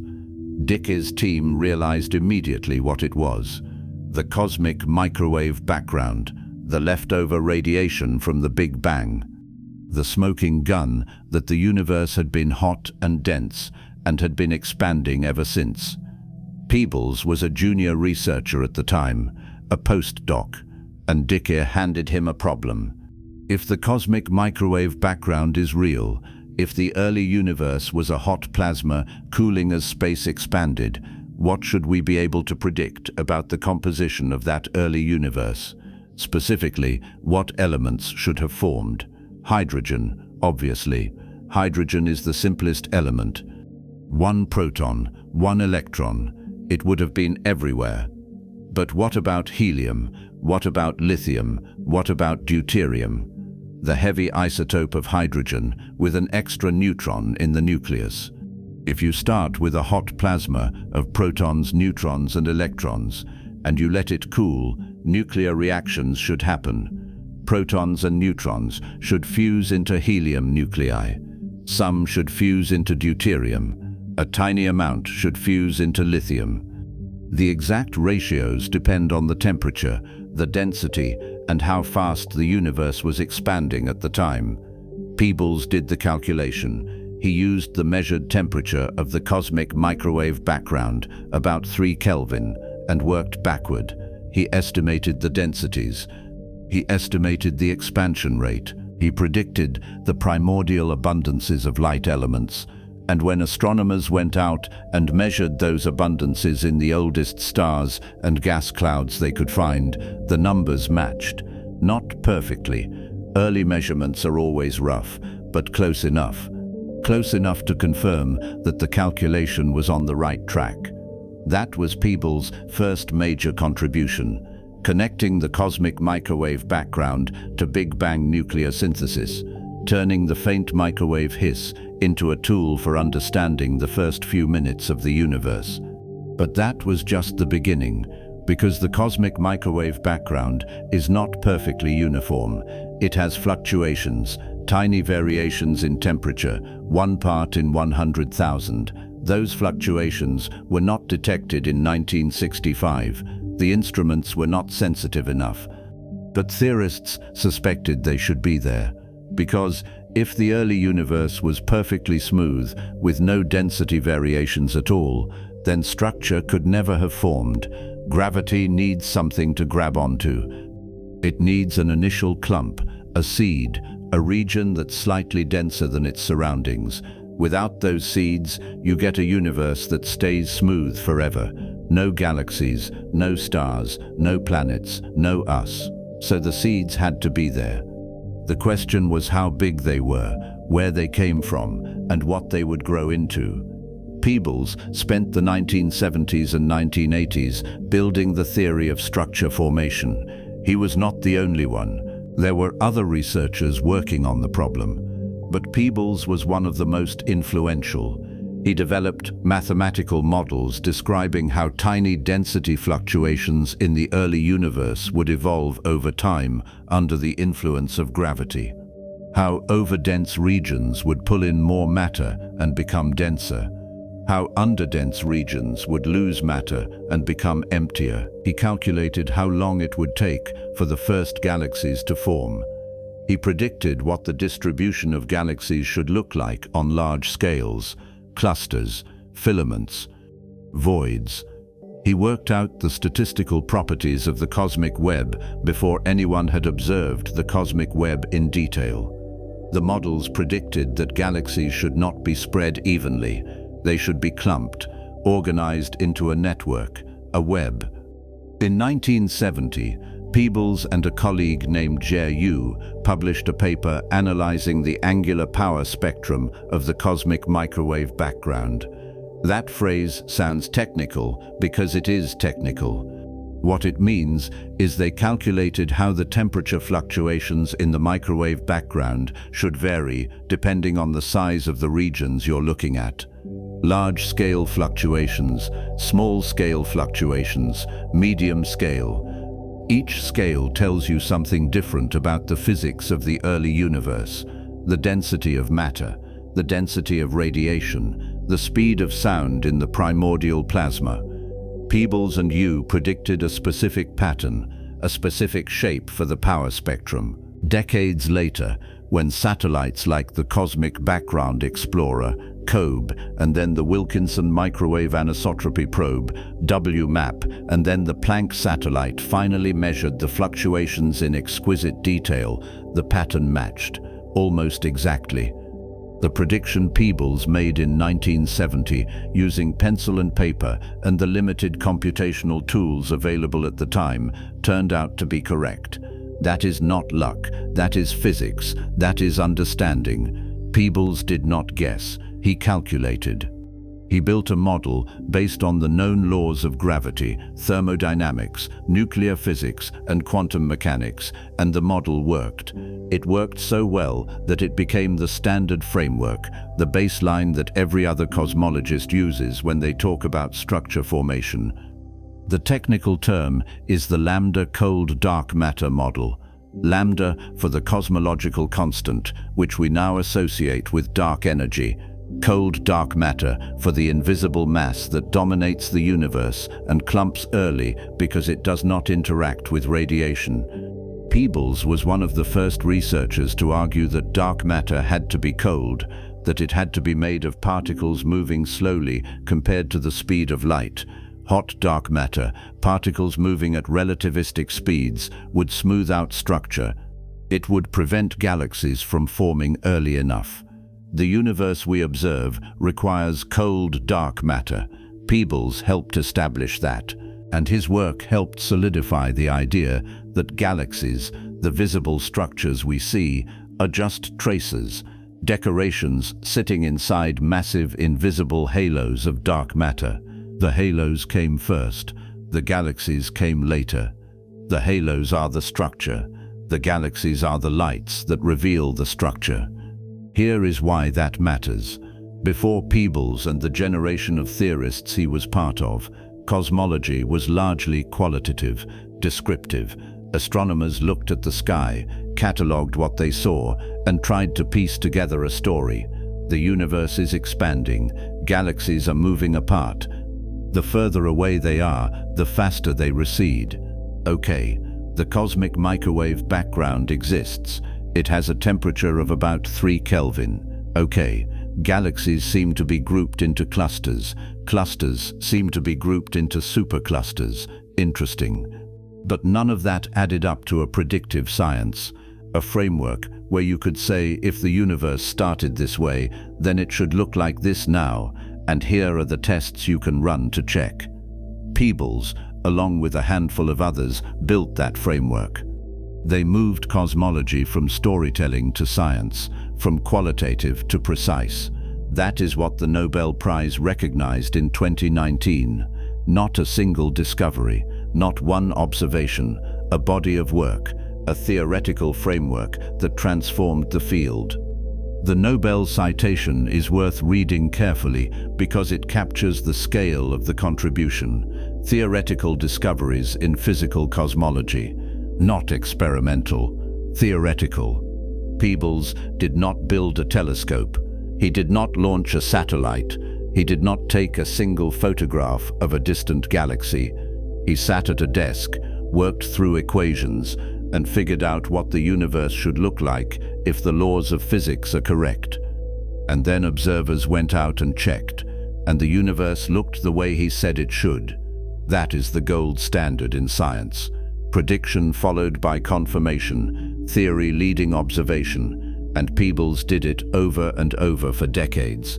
The cosmic microwave background fluctuations, the distribution of galaxies, the role of dark matter, the formation of large-scale structure. Every major piece of modern cosmology has his fingerprints on it. One of the surprising aspects of Peebles's work is how early it started. He was writing papers about structure formation in the 1970s, decades before the first large redshift surveys mapped the cosmic web in detail, decades before the cosmic microwave background satellites measured the fluctuations, decades before dark matter became universally accepted. He was working from fragments of evidence, hints, early galaxy catalogues that showed clustering but not in great detail, theoretical arguments about how gravity should behave on large scales, the faint signal of the cosmic microwave background, and from those fragments he built a coherent picture. A model that said the universe started nearly smooth, with tiny quantum fluctuations. Those fluctuations were stretched by some process. We now call it inflation, though inflation was not yet developed when Peebles started.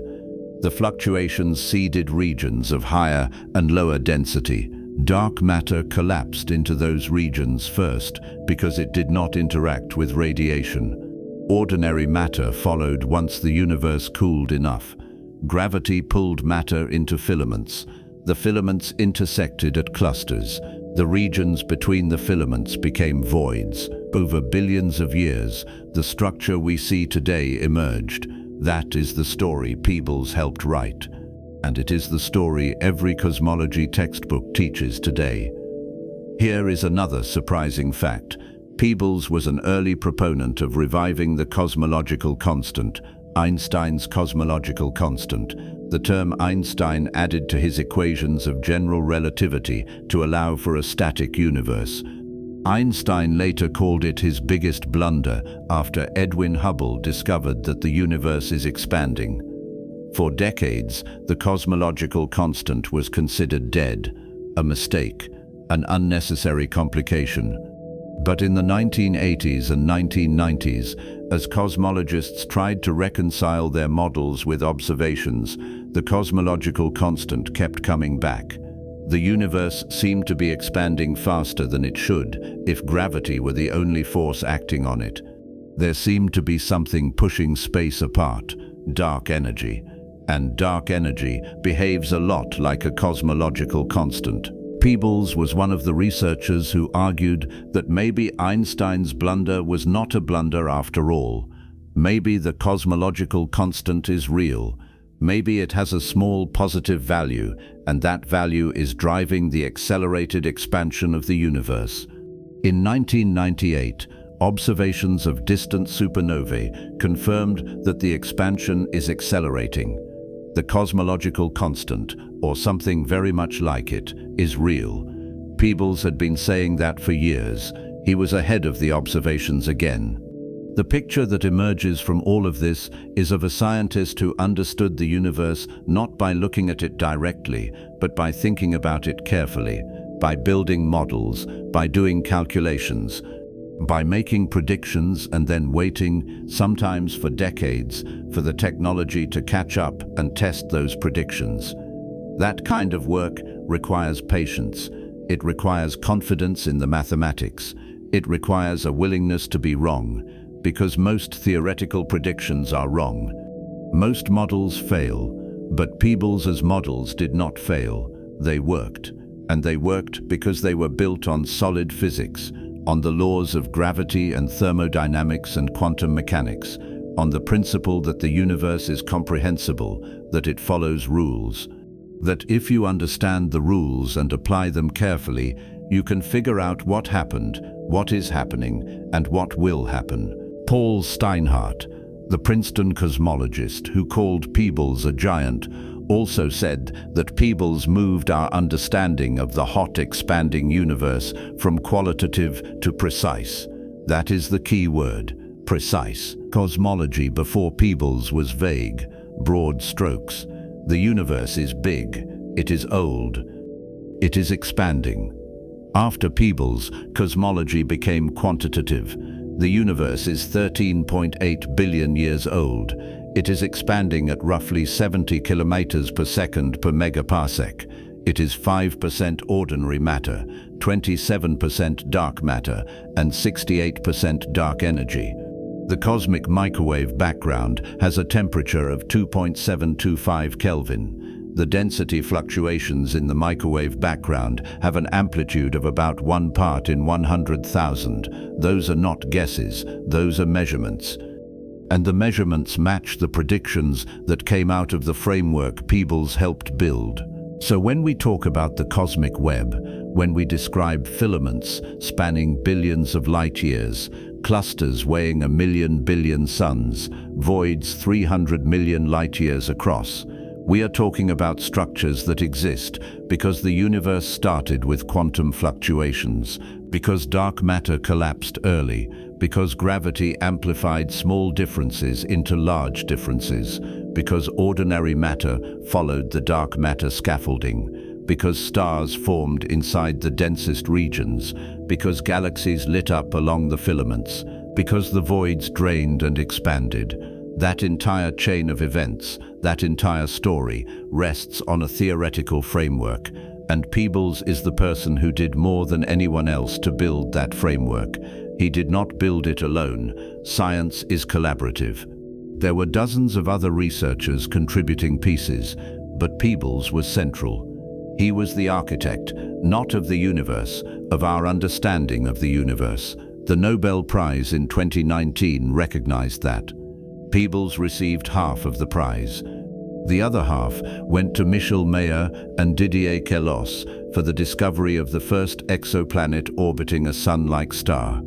Two very different kinds of work, one observational, one theoretical, but both transformative. Both changed their fields completely.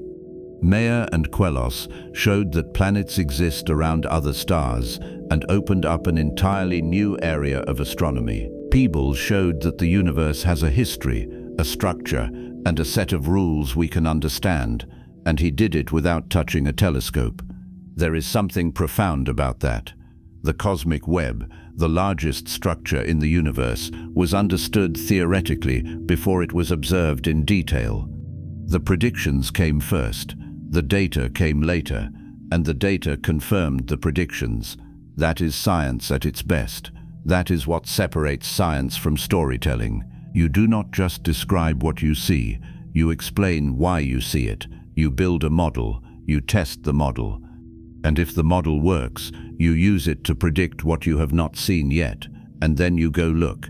And if the prediction is right, you have learned something real, something true, something that would be true even if humans did not exist to observe it. The cosmic web would still be there. Filaments and voids, clusters and walls. The structure would still exist.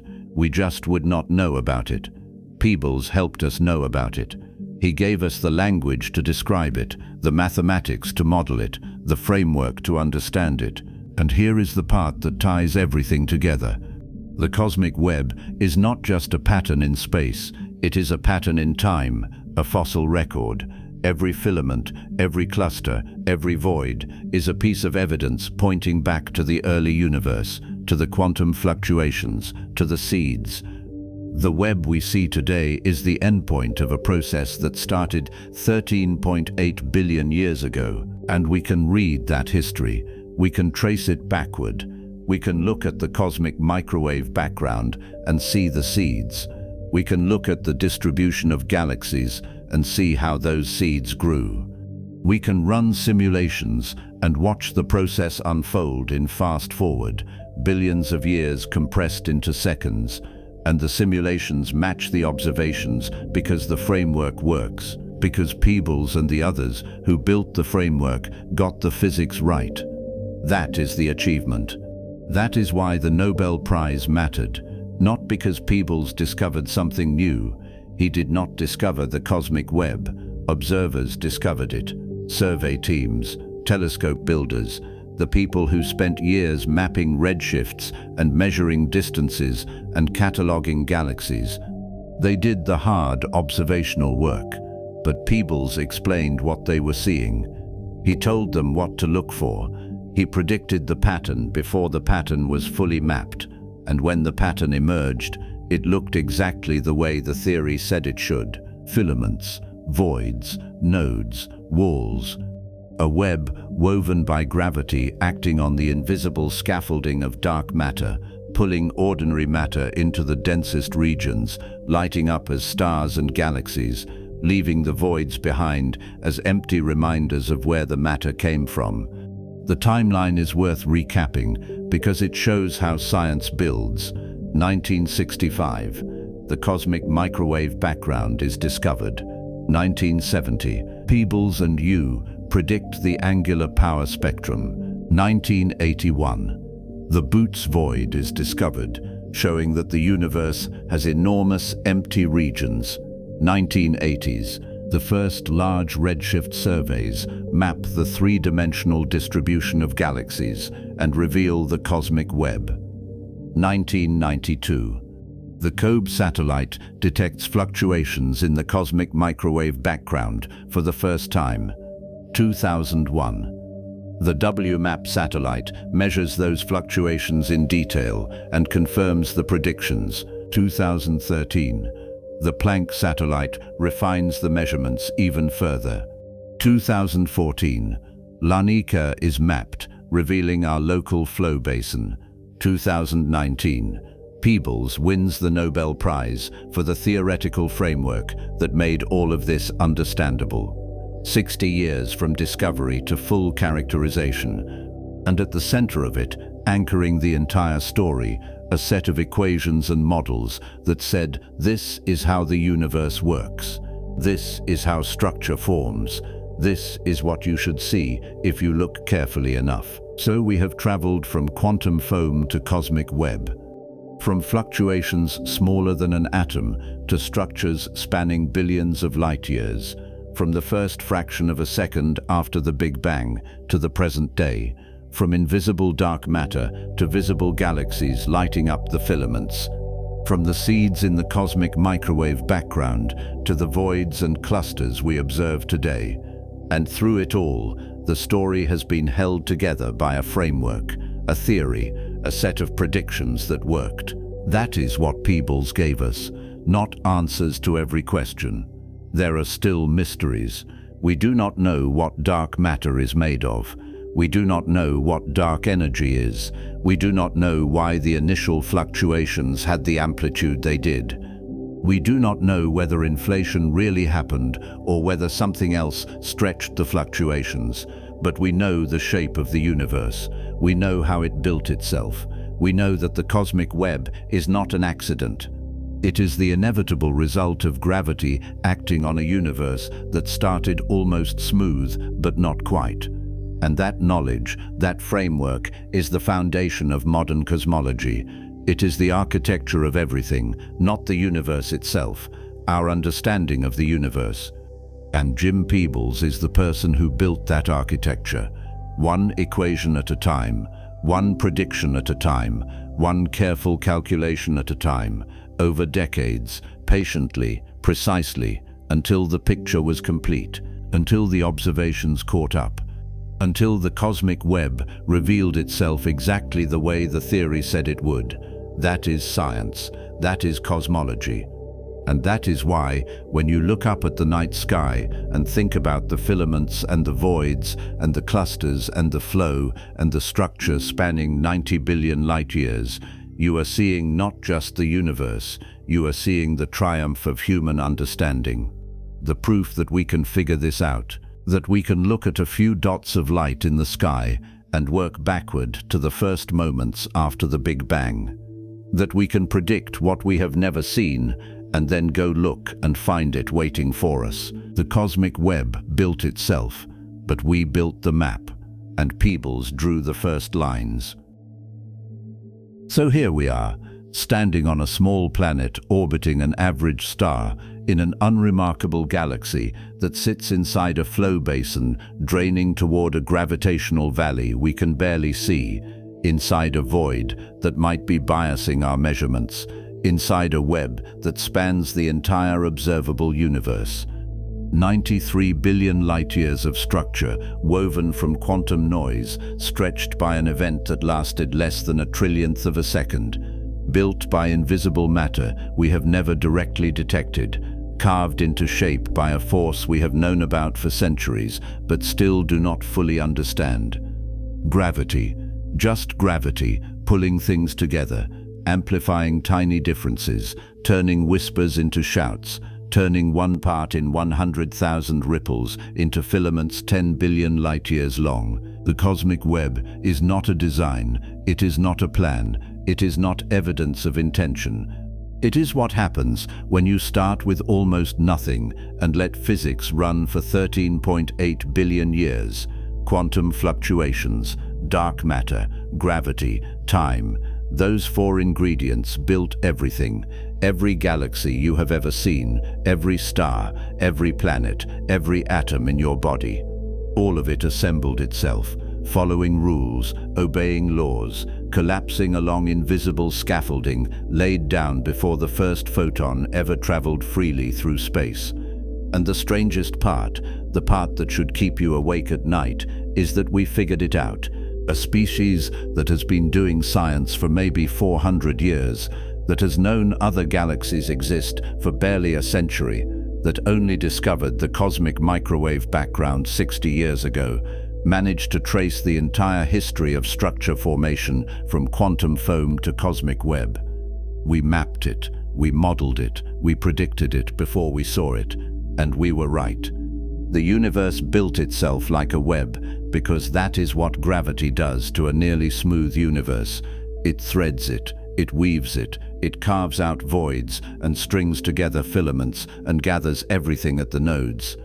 Not randomly, inevitably. The web was written into the initial conditions and we learned to read it. That is the real story. Not that the universe is large or old or structured, that we can understand it. Keep looking outward and inward, because each clearer view of the cosmos reveals not only what we know, but the next question waiting beyond it for those who dare to follow it.